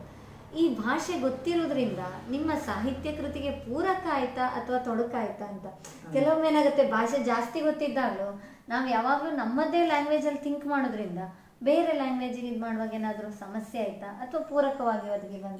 ಇಲ್ಲ ನಾನು ಈ ಓನಿಂಗ್ ಅಂತ ಹೇಳ್ತೀವಿ, ಅದನ್ನ ನಾವು ನನಗೆ ಮಲಯಾಳದ ಬಗ್ಗೆ ಪ್ರೀತಿ ಇದೆ, ತುಳು, ಇಂಗ್ಲಿಷು, ಕನ್ನಡದ ಬಗ್ಗೆ ಒಂದು ತೂಕ ಹೆಚ್ಚು ಪ್ರೀತಿ ಇರ್ಬೋದು. ಆದ್ರೆ ನನಗೆ ಮಲಯಾಳ ಕೇಳಿದಾಗ ಏನೋ ಖುಷಿ ಆಗತ್ತೆ, ತುಳು ಕೇಳಿದಾಗಲೂ ನನ್ನದು ಅಂತ ಈ ರೀತಿಯ ಒಂದು ಆ ಒಂದು ಭಾವನೆ ಇರೋದ್ರಿಂದ ಯಾವ ತೊಡಕು ಅಂತ ಆಗ್ಲಿಲ್ಲ. ಅಂದ್ರೆ ತುಳು ಮಾತನಾಡುವಾಗ ಸ್ವಲ್ಪ ತೊಡಕಾಗುತ್ತೆ, ಅದು ಮಿಕ್ಸ್ ಆಗುತ್ತೆ. ಮಲಯಾಳ ಏನೋ ಸ್ವಲ್ಪ ಸಾಮ್ಯ ಇದೆ ತುಳು ಮತ್ತು ಮಲಯಾಳದ ಕೆಲವು ಶಬ್ದಗಳಿಗೆ, ಅಲ್ಲಿ ಮಿಕ್ಸ್ ಆಗತ್ತೆ ಅನ್ನೋ ಒಂದು ಸಮಸ್ಯೆ ಬಿಟ್ಟರೆ ಬೇರೆ ಏನೂ ನನಗೆ ಒಂದು ರೀತಿ ಎಲ್ಲ ಭಾಷೆಗಳ ಕೃತಿಗಳನ್ನ ಓದುವ ಅವಕಾಶ ಸಿಕ್ಕಿದ್ದು ನನ್ನದೇ ಆದ ಒಂದು ಏನು ವ್ಯಾಪ್ತಿಯನ್ನ ವಿಸ್ತಾರ ಮಾಡ್ಕೊಳ್ಳಿಕ್ಕೆ ಹೆಚ್ಚಿಕೊಳ್ಳಿಕ್ಕೆ ಸಾಧ್ಯ ಆಗಿದೆ. ನನಗೆ ಇನ್ನೊಂದೇನಂದ್ರೆ ನಾನು ಸಾಹಿತ್ಯದ ಅಧ್ಯಾಪಕಿ.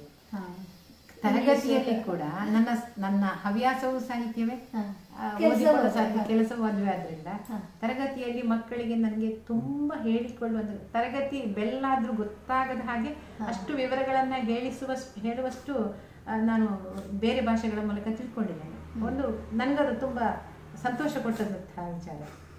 ನೋಡಿ ಮೇಡಮ್, ಇನ್ನೊಂದು ಹೆಚ್ಚಿನ ಸಾಹಿತಿಗಳು ಅವರು ಕನ್ನಡ ಪ್ರಾಧ್ಯಾಪಕರಾಗಿ ಇದ್ದವರು, ನಮಗೆಲ್ಲ ತಿಳಿದ ಹಾಗೆ. ಅಂದರೆ ಈಗಿನದ್ದಕ್ಕಿಂತ ಸ್ವಲ್ಪ ಹಿಂದಿನ ತಲೆಮಾರಿಗೆ ಹೋದರೆ ಹೆಚ್ಚಿನವರೆಲ್ಲ ಅವರು ಕನ್ನಡ ಪಂಡಿತರು ಅಥವಾ ಇಂಗ್ಲೀಷು ಯಾವುದೋ ಒಂದು ಪ್ರಾಧ್ಯಾಪಕರಾಗಿದ್ದವರು.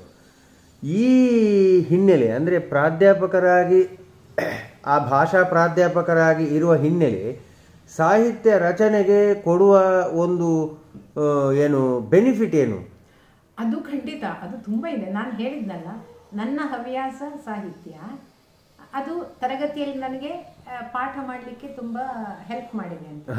ಅದೇ ರೀತಿ ನಾನು ತರಗತಿಯಲ್ಲಿ ಪಾಠ ಮಾಡಿದ ಹಾಗೆ, ಅದು ನಿಮ್ಗೆ ಗೊತ್ತುಂಟ, ಅದು ತರಗತಿ ಪಾಠ ಮಾಡ್ತಾ ಇರುವಾಗ ಹೊಸ ಹೊಸ ವಿಷಯಗಳು ಹೊಳಿತವೆ. ಈ ಎಲ್ಲ ವಿಷಯಗಳು ತಂದಾಗ ಹೊಸ ಹೊಸ ವಿಷಯಗಳು ಹೊಳಿತವೆ. ಅದನ್ನ ಬಂದು ಇಲ್ಲಿ ಬರೆಯುವಾಗ ನಾನು ಬಳಸ್ಕೊಳ್ಬಹುದು. ಅಂದ್ರೆ ನನಗೆ ಟೆಕ್ನಿಕಲಿ ನಾನು ಕೇಳುದು ಹೇಗೆಂತಂದ್ರೆ, ಈಗ ನೋಡಿ, ನೀವು ಪಾಠ ಮಾಡ್ತಾ ಇದ್ದೀರಿ, ಪಾಠ ಮಾಡುವುದು ಯಾವುದನ್ನು? ಸಿಲೆಬಸ್ ಅಲ್ಲಿ ಇದ್ದದ್ದನ್ನು, ಅದನ್ನು ನೀವು ಪಾಠ ಮಾಡ್ತೀರಿ. ಈ ಸಾಹಿತ್ಯ ರಚನೆ ಮಾಡುವಾಗ ಅದು ನಿಮ್ಗೆ ಹೇಗೆ ಅದು ಹೆಲ್ಪ್ ಆಗ್ತದೆ? ಈ ಸಿಲೆಬಸ್ ಅಲ್ಲಿ ಇರೋದನ್ನ ನಾವು ಹೇಳುವಾಗ, ಪಾಠ ಮಾಡುವಾಗ, ಉದಾಹರಣೆಗೆ ಸೆಕೆಂಡ್ BScಗೆ ನಾನು ಕಲಿಸುವಾಗ ಚೆಮ್ಮೀನ್ ಅನ್ನುವ ತಕ್ಕಳಿ ಶಿವಶಂಕರ ಪಿಳ್ಳಿಯವರ ಜಗತ್ಪ್ರಸಿದ್ಧ ಕಾದಂಬರಿ, ಅದು ಚೆಮ್ಮೀನ್ ಕಾದಂಬರಿ ಇತ್ತು. ಅದನ್ನ ನಾನು ಪಾಠ ಮಾಡು ಮಧ್ಯೆ ಮಧ್ಯೆ ತಕ್ಕಳಿಯವರ ಬೇರೆ ಕೃತಿಗಳ ಬಗ್ಗೆಯೂ ಹೇಳೋದು, ಅಥವಾ ಯಾರೋ ಒಬ್ಬ ಇಂಗ್ಲಿಷ್ ರೈಟರ್ನ ಉದಾಹರಣೆಗಳನ್ನೇ ಹೇಳ್ಬೋದು, ಅಥವಾ ಇನ್ಯಾವುದೋ ಕೃತಿಗಳ ಉದಾಹರಣೆಗಳನ್ನೇ ಹೇಳ್ಬೋದು. ಆದ್ರಿಂದ ಮಧ್ಯೆ ಮಧ್ಯೆ ನನಗೆ ನೆನಪಾದಾಗ ಹೇಳ್ತೇನೆ. ಅದು ಅಲ್ಲದೆ ಅಲ್ಲಿ ಪಾಠ ಮಾಡುವಾಗ ಬಂದ ಹೊಸ ಐಡಿಯಾಸ್ ಅನ್ನ ನಾನಿಲ್ಲಿ ಬರವಣಿಗೆಯಲ್ಲಿ ಉಪಯೋಗಿಸಬಹುದು. ಇದು ಒಂದು ರೀತಿಯಲ್ಲಿ ಏನು ಕೊಡುಕೊಳ್ಳುವಿಕೆ. ಹೌದು, ಅದೇ ರೀತಿಯ ಅನುವಾದ ಇರುವುದೇ ಕೊಡುಕೊಳ್ಳುವಿಕೆಯ ಒಂದು ನೆಲೆಯಲ್ಲಿ. ಅಂದ್ರೆ ಹಾಗಾದ್ರೆ ನಿಮ್ಮ ಕೃತಿ ರಚನೆಗಳು, ಅದು ಅನುವಾದ ಇರಲಿ ಸ್ವಯಂ ಇರಲಿ, ಆ ಕೃತಿ ರಚನೆಗಳು ಕೂಡ ಏನು ನಮ್ಮ ಪಾಠ ಮಾಡುವುದಕ್ಕೆ ಅನುಕೂಲವೂ ಆಗ್ತದೆ. ಹಾಗೆ ಅಲ್ಲಿಂದ ನಾನು ಮಕ್ಕಳ ಕೈಯಿಂದ ಎಲ್ಲೋ ಮಕ್ಕಳು ಕೇಳಬಹುದು ಪ್ರಶ್ನೆಗಳನ್ನ. ಕೇಳಿದಾಗ ಇದು ಈ ರೀತಿಯ ಒಂದು ಸಾಧ್ಯತೆ ಇದೆ ಅಂತ ಆಲೋಚನೆ ಮಾಡಿಕೊಂಡು ಆ ದಾರಿಯಲ್ಲಿ ನಾನು ಆಲೋಚನೆ ಮಾಡಬಹುದು. ಕರೆಕ್ಟ್. ಈಗ ಇನ್ನೊಂದು ಪ್ರಶ್ನೆ ಮೇಡಮ್, ಈಗ ನೋಡಿ, ಯಾವುದೇ ಒಂದು ವಸ್ತು ನಿಮಗೆ ಹೊಳೆಯಿತು ಅಂತ ಇಟ್ಕೊಳ್ಳಿ, ಒಂದು ಆಬ್ಜೆಕ್ಟ್ ಅಂದರೆ ಒಂದು ಯೋಚನೆ, ಈ ಒಂದು ಕುರಿತಾಗಿ ನಾನು ಬರಿಬೇಕು ಅಂತ ಬಂತು. ಆ ಒಂದು ಯೋಚನೆ ಬರಹಗಾರನಿಗೆ ಬಂದಾಗ ಅದನ್ನು ಕಥೆ ಮಾಡುವುದು, ಅಥವಾ ನೀಳ್ಗತೆ ಮಾಡುವುದು, ಅಥವಾ ಅದನ್ನು ಕವನ ಬರೆಯುವುದು, ಅಥವಾ ಅದನ್ನು ಕಾದಂಬರಿ ಮಾಡುವುದು, ಈ ಒಂದು ಪ್ರಕ್ರಿಯೆ ಏನಿದೆ, ಏನು ಮಾಡಬೇಕು ಅನ್ನುವಂತಹ ಯೋಚನೆ, ಅದು ಮೂಲ ವಸ್ತುವಿನ ಹೊಳೆಯುವಿಕೆ ಹಾಗೆ ಮುಂದುವರಿಕೆ ಆಗುತ್ತದೆ, ಅಥವಾ ಬರ್ಕೊಂಡು ಹೋದಾಗೆ ಅದು ಕಥೆ ಆಗ್ತದೆ ಅಥವಾ ಕಾದಂಬರಿ ಆಗ್ತದೆ ಅಂತ ಆಗ್ತದೋ ಹೇಗೆ? ಇದಕ್ಕೆ ಇಲ್ಲ, ನಾನಿದನ್ನು ಕಥೆಯನ್ನಾಗೇ ಬರಿತೇನೆ ಅಂತ ಮೊದಲೇ ಪೂರ್ವ ನಿರ್ಧಾರಿತವು, ಹೇಗೆ ಅದು? ಅಲ್ಲ ನೋಡಿ, ಮೂಲತಃ ನಂದು ಕಾವ್ಯ ನಾನು ಆರಂಭಿಸಿದೆ, ಒಂದು ಕವನ ಸಂಕಲನ ಬರುತ್ತೆ. ನಂತರ ನನಗೆ ಅನ್ನಿಸಿತು ಈ ಕವನ ನನಗೆ ಅಷ್ಟು ಹಿಡಿಸುವುದಿಲ್ಲ ಅಂತ. ನಾನು ಆಧುನಿಕ ಶೈಲಿಯಲ್ಲಿ ನನಗೆ ಕವನ ಬರೀಲಿಕ್ಕೆ ಬರೋದಿಲ್ಲ. ಈ ರೂಪಕಗಳನ್ನೆಲ್ಲ ಬಳಸಿ, ಇವತ್ತು ಆಧುನಿಕ ಕಾವ್ಯ ಅಂದರೆ ನೇರವಾಗಿ ಹೇಳೋದಕ್ಕಿಂತ ರೂಪಕಗಳನ್ನು ಬಳಸಿ, ರೂಪಕ ಪ್ರತಿಭೆಗಳನ್ನು ಬಳಸಿ ಬರೆಯುವ ಕಾವ್ಯ ಹೆಚ್ಚು ಪರಿಣಾಮಕಾರಿ ಅನ್ನೋ ಒಂದು ಆಲೋಚನೆ ಇದೆ. ನನ್ನದು ಕವನ ಬರೀಲಿಕ್ಕೆ ಹೊರಟ ಕೂಡಲೇ ನನ್ನದು ಪ್ರಾಸಬದ್ಧವಾದ ಅದು ತೆರೆದ ಓಪನ್ ಆಗಿ ಹೇಳುವಂತಹ ಕವನಗಳೇ ಆಗಿಬಿಡ್ತವೆ. ಪ್ರಾಸಬದ್ಧವಾದ ಕವನಗಳು ನಂಗೆ ಬರ್ತವೆ, ಆದರೆ ಅದನ್ನು ಅಡಗಿಸಿ ಕಾವ್ಯದ ನಿಜವಾಗಿ ಮೌಲ್ಯ ಇರುವುದು ಅಡಗಿಸಿ ಹೇಳೋದ್ರಲ್ಲಿ. ಆ ಅಡಗಿಸಿ ಹೇಳಲಿಕ್ಕೆ ನನಗೆ ಬರುವುದಿಲ್ಲ ಅಂತ ನಂಗೆ ಅನ್ನಿಸ್ತು. ಆದರೆ ಅದೇ ಕೆಲಸವನ್ನು ನಾನು ಕಥೆಯಲ್ಲಿ ಬರೀಲಿಕ್ಕೆ ನನಗೆ ಸಾಧ್ಯ ಆಗಿದೆ ಅಂತ ಅನ್ನಿಸಿದೆ. ಆದ್ರಿಂದ ನಾನು ಹೆಚ್ಚಾಗಿ ನನಗೊಂದು ಐಡಿಯಾ ಬಂದ ಕೂಡಲೇ ಕಥೆಯನ್ನೇ, ಸಣ್ಣ ಕಥೆ ಬರೆದು ಬಿಡ್ತೇನೆ. ಹಾಗೆ ಅಂದ್ರೆ ಅದು ಬರಹಗಾರನ ಒಂದು ಏನು ತೀರ್ಮಾನವನ್ನೇ ಅವಲಂಬಿಸಿರ್ತದೆ. ಹೌದೌದು. ಅದು ಬರಿತಾ ಬರಿತಾ ನಾನು ಕತೆ ಅಂತ ಬರ್ದದ್ದು ಅದು ಕಾದಂಬರಿ ಆಯ್ತು ಹಾಗೆ ಆಗುದಿಲ್ಲ. ಹಾಗೆ ಆಗುದಿಲ್ಲ. ನಾವು ಮೊದಲೇ ಚೌಕಟ್ಟು ಹಾಕೊಂಡ್ರೆ ಕರೆಕ್ಟ್. ಅದು ಹಾಗೆ ಮಾಡದವರು ಇದ್ದಾರೆ. ಬರೆದುಕೊಂಡೇ ಹೋದಾಗ ಕಾದಂಬರಿ ಆಗುದು. ಆದ್ರೆ ಕಾದಂಬರಿಗೆ ಅದರದ್ದೇ ಅದೊಂದು ಚೌಕಟ್ಟಿದೆ. ಕರೆಕ್ಟ್. ಹೀಗೆ ಇದ್ರೆ ಮಾತ್ರ ಕಾದಂಬರಿ. ಈಗ ನೀವು 100 ಪುಟದ ಒಂದು ನೀಳ್ಗತೆ ಬರಿಬಹುದು, 200 ಪುಟದ ನೀಳ್ಗತೆ ಬರೆಯುವುದು. ಕಾದಂಬರಿ ಅಲ್ಲ, ಯಾಕಂದ್ರೆ ಕಾದಂಬರಿ ಗುಣಗಳದಲ್ಲಿ ಇಲ್ಲ. ಕರೆಕ್ಟ್. ಆದ್ರಿಂದ ಕಥೆ ಬೇರೆ, ಕಾದಂಬರಿ ಬೇರೆ. ನೀವು ಹೊರಡುವಾಗ ಯಾವುದನ್ನ ಬರೀತೀವಿ ಅಂತ ಮೊದಲೇ ನಿರ್ಧಾರ ಮಾಡುವುದು ಒಳ್ಳೆಯದು. ನಿರ್ಧಾರ ಮಾಡಿಕೊಂಡು ಆ ವಸ್ತುವನ್ನು ನಾವು ಆ ಒಂದು ವಿನ್ಯಾಸಕ್ಕೆ ತರಬೇಕು. ಅದೇನು ಸೈಜಿನ ಮೇಲೆ ಹೊಂದಿಕೊಂಡಿಲ್ಲ ಯಾವುದಿದು ಪ್ರಕಾರ. ಈಗ ಕಾದಂಬರಿಯ ಗುಣಲಕ್ಷಣ ಏನು? ಕಾದಂಬರಿಯ ಗುಣಲಕ್ಷಣ ಅಂದ್ರೆ ಅದು ಪಾತ್ರಗಳಿರ್ಬೇಕು, ಮತ್ತೆ ಅದರಲ್ಲಿ ಬೇರೆ ಬೇರೆ ಸನ್ನಿವೇಶಗಳು, ಬೇರೆ ಬೇರೆ ಅಂದ್ರೆ ಸಬ್ ಪ್ಲಾಟ್ಸ್ ಅಂತ ಹೇಳ್ತಾರೆ.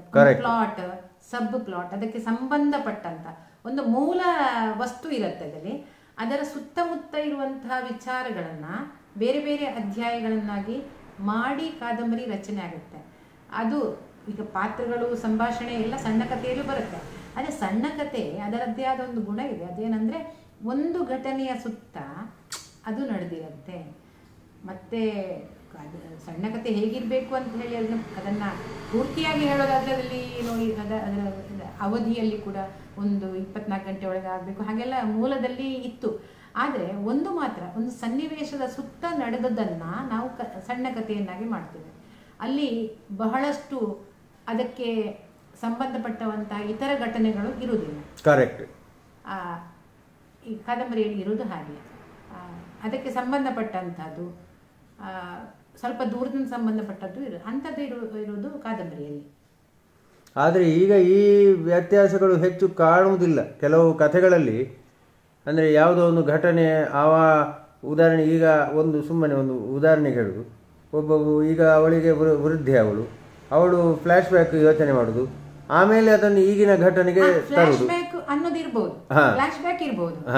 ಅಂದ್ರೆ ನೀವೀಗ ಇಲ್ಲಿ ಕುಳಿತಾಗ ನಿಮಗೆ ಬರುವ ಆಲೋಚನೆಗಳು ಕೂಡ ನಿಮ್ಮ ವಸ್ತುವಿಗೆ ಸಂಬಂಧಪಟ್ಟದ್ದಾದ್ರೆ ನೀವು ಅದನ್ನ ಹೇಳ್ಬೋದು. ಫ್ಲಾಶ್ ಬ್ಯಾಕ್ ಇರುತ್ತೆ. ಫ್ಲಾಶ್ ಬ್ಯಾಕ್ 10 ವರ್ಷ ಹಿಂದಿನ ವಿಚಾರಗಳು ಇರ್ಬೋದು. ಆದ್ರೆ ನೀವು ಏನು ಹೇಳಲಿಕ್ಕೆ ಹೊರಟಿದ್ದೀರಿ ಈ ಕಥೆಯ ಮೂಲಕ ಅದಕ್ಕೆ ಸಂಬಂಧಪಟ್ಟದ್ದಿರ್ಬೇಕು. ಅಷ್ಟೇ. ಇಂಥ ಹಲವಾರು ಘಟನೆಗಳ ಒಂದು ಗೊಂಚಲಾಗಿರುತ್ತೆ ಕಾದಂಬರಿ. ಕರೆಕ್ಟ್ ಮೇಡಮ್, ಈಗ ಒಂದು ಪುಸ್ತಕ ಅಥವಾ ಕಾದಂಬರಿ ಯಾವುದೇ ಒಂದು ಗುಣಮಟ್ಟ ನಿರ್ಧರಿಸಲ್ಪಡೋದು ಹೇಗೆ? ಅಂದ್ರೆ ಪುಸ್ತಕದ ಹಾಳೆ ಇಂತಿಷ್ಟಿದೆ ಅನ್ನೋದ್ರ ಮೇಲೆ ಅಥವಾ ಅದರಲ್ಲಿರುವಂತ ಅದು ಅಲ್ಲ. ನನ್ನ ದೃಷ್ಟಿಯಲ್ಲಂತೂ ಕಾದಂಬರಿಯ ಸೈಜಿನ ಮೇಲೆ ಗುಣಮಟ್ಟ ನಿರ್ಧಾರ ಆಗೋದಿಲ್ಲ. ಒಂದು ಕಾದಂಬರಿಯನ್ನು ನೀವು ಓದಿದಾಗ ಅದು ನಿಮ್ಮ ಮನಸ್ಸಿನಲ್ಲಿ ಉಳಿಬೇಕು, ಕಾಡಬೇಕು, ಪ್ರಶ್ನೆಗಳನ್ನು ಎತ್ತಬೇಕು, ನಿಮ್ಮನ್ನ ಆಲೋಚನೆಗೆ ಹಚ್ಚಬೇಕು, ಚಿಂತನೆಗೆ ಹಚ್ಚಬೇಕು. ನೀವು ಎಷ್ಟು ವರ್ಷ ಕಳೆದ್ರೂ ಅದು ನಿಮಗೆ ಮರ್ತು ಹೋಗಬಾರ್ದು. ಇವತ್ತು ಓದಿ ನಾಳೆ ಬದಿಗಿಡುವಂತಹ ಒಂದು ಪುಸ್ತಕ ನಿಜವಾದರ ಮೌಲ್ಯ ತುಂಬಾ ಕಡಿಮೆ. ಅದು ಎಷ್ಟೇ ದೊಡ್ಡ ಪುಸ್ತಕ ಆದರೂ ಪುಟಗಳ ಮೇಲೆ ನಾವು ಅದರ ಕ್ವಾಲಿಟಿಯನ್ನ ಖಂಡಿತ ನಿರ್ಧಾರ ಮಾಡಲಿಕ್ಕೆ ಆಗೋದಿಲ್ಲ. ಅದಕ್ಕೆ ಒಬ್ಬ ವಿಮರ್ಶಕ ಹೇಳ್ತಾನೆ ಇಂಗ್ಲಿಷ್ನಲ್ಲಿ, ಒಂದು ಕೃತಿ 50 ವರ್ಷಗಳ ನಂತರವೂ ಕೂಡ ಅಷ್ಟೇ ಬಿಸಿಯಾಗಿದ್ರೆ, ಅಷ್ಟೇ ಓದುಗನನ್ನ ಸೆಳೆಯುವಂತಹ ಶಕ್ತಿ ಆ ಕೃತಿಗಿದ್ರೆ ಅದು ಸಾರ್ವಕಾಲಿಕ ಮೌಲ್ಯಗಳು ಇರುವಂತಹ ಕೃತಿ ಅಂತ ಹೇಳ್ತಾನೆ. ಆದ್ರಿಂದ ದೀರ್ಘಕಾಲ ಉಳಿಯುವಂತ ಇವತ್ತು ರಾಮಾಯಣ ಮಹಾಭಾರತ ಯಾಕೆ ಉಳಿದಿದೆ 1000 ವರ್ಷಗಳ ನಂತರ? ಅದರ ಮೌಲ್ಯ ಆಗಿದೆ.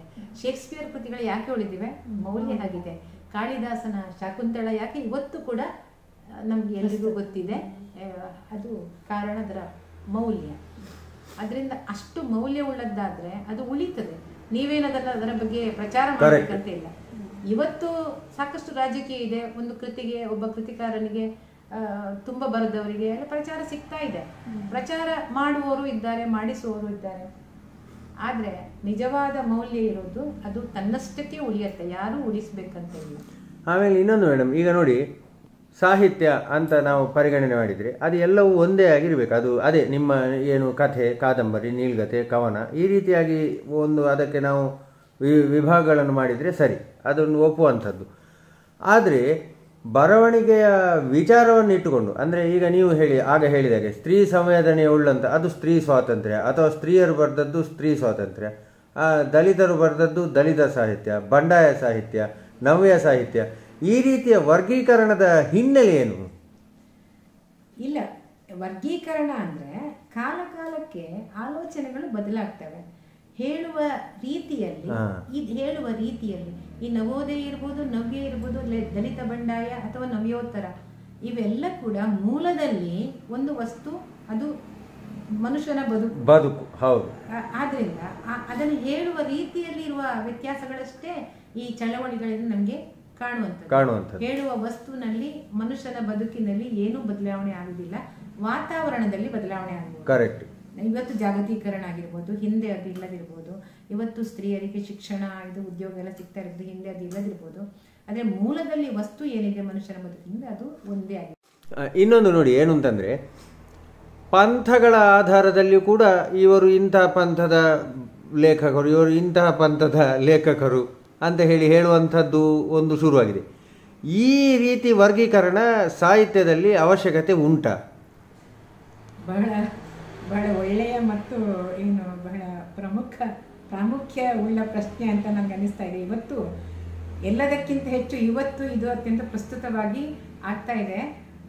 ಮುಖ್ಯವಾಗಿ ಇವತ್ತು ಏನು ಜಾಲತಾಣಗಳಲ್ಲಿ ಎಲ್ಲ ನಾವು ನೋಡ್ತಾ ಇದ್ದೀವಿ, ಪಂಥ, ಬಲಪಂಥೀಯ, ಎಡಪಂಥೀಯ ಪ್ರಶ್ನೆಗಳು. ನನ್ಗನ್ಸುದು ಎಲ್ಲ ಈ ಸೈದ್ಧಾಂತಿಕ ಏನು ಬದ್ಧತೆ ಅಂತ ಹೇಳಿ, ಸೈದ್ಧಾಂತಿಕ ಬದ್ಧತೆ, ಎಡಪಂಥೀಯ ಸಿದ್ಧಾಂತಕ್ಕೆ ನೀವು ಬದ್ಧರಾಗಿದ್ದರೆ ಅದು ಒಂದು ರೀತಿಯಲ್ಲಿ ಬರೀತೀರಿ, ಬಲಪಂಥೀಯವಾದರೆ ಇನ್ನೊಂದು ರೀತಿಯಲ್ಲಿ. ಆದರೆ ಎಡಪಂಥೀಯರ ದೃಷ್ಟಿಯಲ್ಲಿ ಏನು ಅವರು ಪ್ರಗತಿಪರರು ಅಂತ ಒಂದು ಎಡಪಂಥೀಯರು ಹೇಳ್ಕೊಳ್ತಾರೆ. ಕರೆಕ್ಟ್. ಪ್ರಗತಿಪರರು ಮತ್ತು ವೈಜ್ಞಾನಿಕವಾದ ಸತ್ಯಗಳಿಗೆ ಮಾತ್ರ ಬೆಲೆ ಕೊಡುವವರು, ವೈಚಾರಿಕವಾಗಿ ಚಿಂತನೆ ಮಾಡುವವರು ಎಡಪಂಥೀಯರು ಮಾತ್ರ.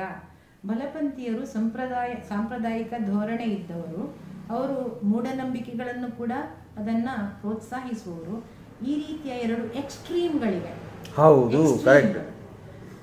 ಆದರೆ ನಾನು ಯಾಕೆ ಈ ಪ್ರಶ್ನೆ ಕೇಳಿದ್ದಂದ್ರೆ, ನೋಡಿ, ಬಲಪಂಥೀಯರು ಅಂತ ಎಡಪಂಥೀಯರು ಗುರುತಿಸ್ತಾರೆ, ಎಡಪಂಥೀಯರು ಅಂತ ಹೇಳಿ ಬಲಪಂಥೀಯರು ಗುರುತಿಸ್ತಾರೆ. ಹೇಗೆ ಇಷ್ಟರ ಮಟ್ಟಿಗೆ ಪರಸ್ಪರ ದ್ವೇಷ. ಹೌದು. ಇಲ್ಲಿ ನೋಡಿ, ಬಲಪಂಥೀಯ ಅಂತ ಎಡಪಂಥೀಯರು ಗುರುತಿಸತಕ್ಕಂತಹ ಒಬ್ಬ ಬರಹಗಾರ, ಅವರ ಬರಹಗಳಲ್ಲಿ ಪರಂಪರೆ ಸಂಪ್ರದಾಯಕ್ಕೆ ಪ್ರಶ್ನೆ ಮಾಡಿದಂತಹ ಅನೇಕ ರಚನೆಗಳಿದೆ. ಇದ್ದರೂ ಕೂಡ ಇವತ್ತು ಈ ರೀತಿಯ ಏನು ಆಕ್ಷೇಪಗಳನ್ನು ಎತ್ತುವರಿದ್ದಾರಲ್ಲ, ನನ್ನ ದೃಷ್ಟಿಯಲ್ಲಿ ಅವರು ನಿಜವಾದ ಎಡಪಂಥೀಯರಲ್ಲ. ಈ ಅನೇಕ ಎಡಪಂಥೀಯರು ಅವರು ಎಡಪಂಥೀಯತೆ ಅಂದರೆ ಏನು ಅಂತ ಅರ್ಥ ಮಾಡಿಕೊಳ್ಳದೆ ಬರೀ ಏನು ಆಕ್ಷೇಪಗಳನ್ನು ಎತ್ತುವುದು ಮತ್ತು ಇನ್ನೊಬ್ಬರನ್ನ ತಾತ್ಸಾರ ದೃಷ್ಟಿಯಿಂದ ನೋಡುವುದು, ಇನ್ನೊಬ್ಬರು ಹೇಳಿದ್ದಕ್ಕೆಲ್ಲ ಉಲ್ಟಾ ಹೇಳುವುದು, ಇದುವೇ ಎಡಪಂಥೀಯತೆ ಅಂತ ತಪ್ಪಾಗಿ ತಿಳ್ಕೊಂಡಂತಹ ವ್ಯಕ್ತಿಗಳಿಂದ ಈ ರೀತಿಯ ಅಟ್ಯಾಕ್ಗಳು ಇವತ್ತು ನಡೀತಾ ಇವೆ. ಅವರು ಸಘೋಷಿತ ಬುದ್ಧಿಜೀವಿಗಳು, ಸಘೋಷಿತ ಎಡಪಂಥೀಯರು. ನಿಜವಾದ ನನ್ನ ದೃಷ್ಟಿಯಲ್ಲಿ ಎಡಪಂಥೀಯತೆ ಅಂದರೆ ಇಷ್ಟೇ, ವೈಜ್ಞಾನಿಕವಾಗಿ ಚಿಂತನೆ ಮಾಡುವುದು, ವೈಜ್ಞಾನಿಕ ಸತ್ಯಗಳನ್ನು ಮಾತ್ರ ಒಪ್ಪಿಕೊಳ್ಳುವುದು, ಏನು ಪ್ರಗತಿಪರವಾಗಿ ಅಂದರೆ ಸಂಪ್ರದಾಯಗಳಲ್ಲಿ ಏನೋ ಅನರ್ಥಗಳಿದ್ರೆ, ಅರ್ಥಹೀನವಾದ ಮೂಢನಂಬಿಕೆಗಳಿದ್ರೆ ಅದನ್ನ ವಿರೋಧಿಸುವುದು, ಅದು ಸರಿಯಲ್ಲ ಅಂತ ಹೇಳುವುದು, ಈ ರೀತಿಯ ಒಂದು ಸತ್ಯವಾದ ಧೋರಣೆಯನ್ನು ಇಟ್ಟುಕೊಳ್ಳುವವರು ಮಾತ್ರ ಎಡಪಂಥೀಯರು. ಆದರೆ ಇವತ್ತೆಲ್ಲ ನಾಯಿಕೊಡೆಗಳ ಹಾಗೆ ಎಡಪಂಥೀಯರು ತಪ್ಪಾಗಿ ಅದನ್ನು ಅರ್ಥ ಮಾಡಿಕೊಳ್ಳೋರೇ ಹೆಚ್ಚಾಗ್ತಾ ಇದ್ದಾರೆ. ಇಂಥವರಿಂದ ಬಲಪಂಥೀಯರ ಮೇಲೆ ಅಟ್ಯಾಕ್ ನಡೀತಾ ಇದೆ. ಅದೇ ಅವರು ಬಲಪಂಥೀಯರು ಬರೆದಂತಹ ಪ್ರಶ್ನೆಗಳನ್ನು ಎತ್ತಿದಂತಹ, ಸತ್ಯಗಳನ್ನೇ ಹೇಳಿದಂತಹ, ಸತ್ಯ ಸಂಶೋಧನೆ ಮಾಡಿದಂತಹ ಬರಹಗಾರರನ್ನು ಕೂಡ ಓದದೆಯೇ ಅವರ ಬಗ್ಗೆ ಟೀಕೆ ವಿಮರ್ಶೆಗಳನ್ನು ಮಾಡುವ ಅನೇಕ ಎಡಪಂಥೀಯರು ಇವತ್ತು ಇದ್ದಾರೆ.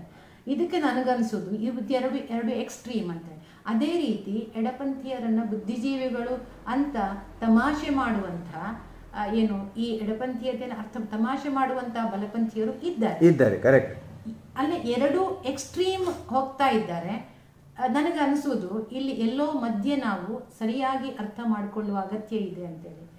ಈ ಪಂಥಗಳ ಅಗತ್ಯ ಯಾಕೆ ಬೇಕು? ನಮ್ಮದೇ ಆದ ಒಂದು ನಂಬಿಕೆಗಳನ್ನ ಅಲ್ಲ, ಇಲ್ಲಿ ಮೂಲವಾಗಿ ನನಗೆ ಕಾಣುವುದೇನು ಅಂತಂದ್ರೆ, ಎಡ ಪಂಥ ಆಗ್ಲಿ ಬಲಪಂಥ ಆಗ್ಲಿ ಅದು ಆರ್ಥಿಕ ಹಿನ್ನೆಲೆಯಿಂದ ಬಂದಿರುವಂಥದ್ದು. ಆರ್ಥಿಕ ಮಾತ್ರ ಅಲ್ಲ, ನಂಬಿಕೆಗಳ ಹಿನ್ನೆಲೆಯಲ್ಲಿ ಕೂಡ, ನಂಬಿಕೆಗಳ ಹಿನ್ನೆಲೆಯಲ್ಲೂ ಬಂದಿದೆ. ನನಗೆ ಅನಿಸೋದು ನನಗೆ ಯಾವ ಪಂಥವೂ ಬೇಡ, ಸರಿ ಯಾವುದು ತಪ್ಪು ಯಾವುದು. ನಮ್ಮ ಬದುಕಿನಲ್ಲಿ ಮಾನವೀಯತೆಯನ್ನ ನಂಬಿಕೊಳ್ಳುವಂಥ ನಾವು ಮನುಷ್ಯರಾಗಿ ನಮ್ಮ ಒಳ್ಳೆಯ ರೀತಿಯಲ್ಲಿ ಬದುಕಬೇಕು ಅನ್ನುವಂಥ ಒಂದು ಧೋರಣೆಯನ್ನು ಬೆಂಬಲಿಸುವುದು ಮಾತ್ರ ನಮ್ಮ ಸಿದ್ಧಾಂತವಾಗಿರಬೇಕು ಅಂತ ನಾನು ನಂಬಿಕೊಂಡಿದ್ದೇನೆ. ನನ್ನದೇ ಆದ ಒಂದು ನಂಬಿಕೆ.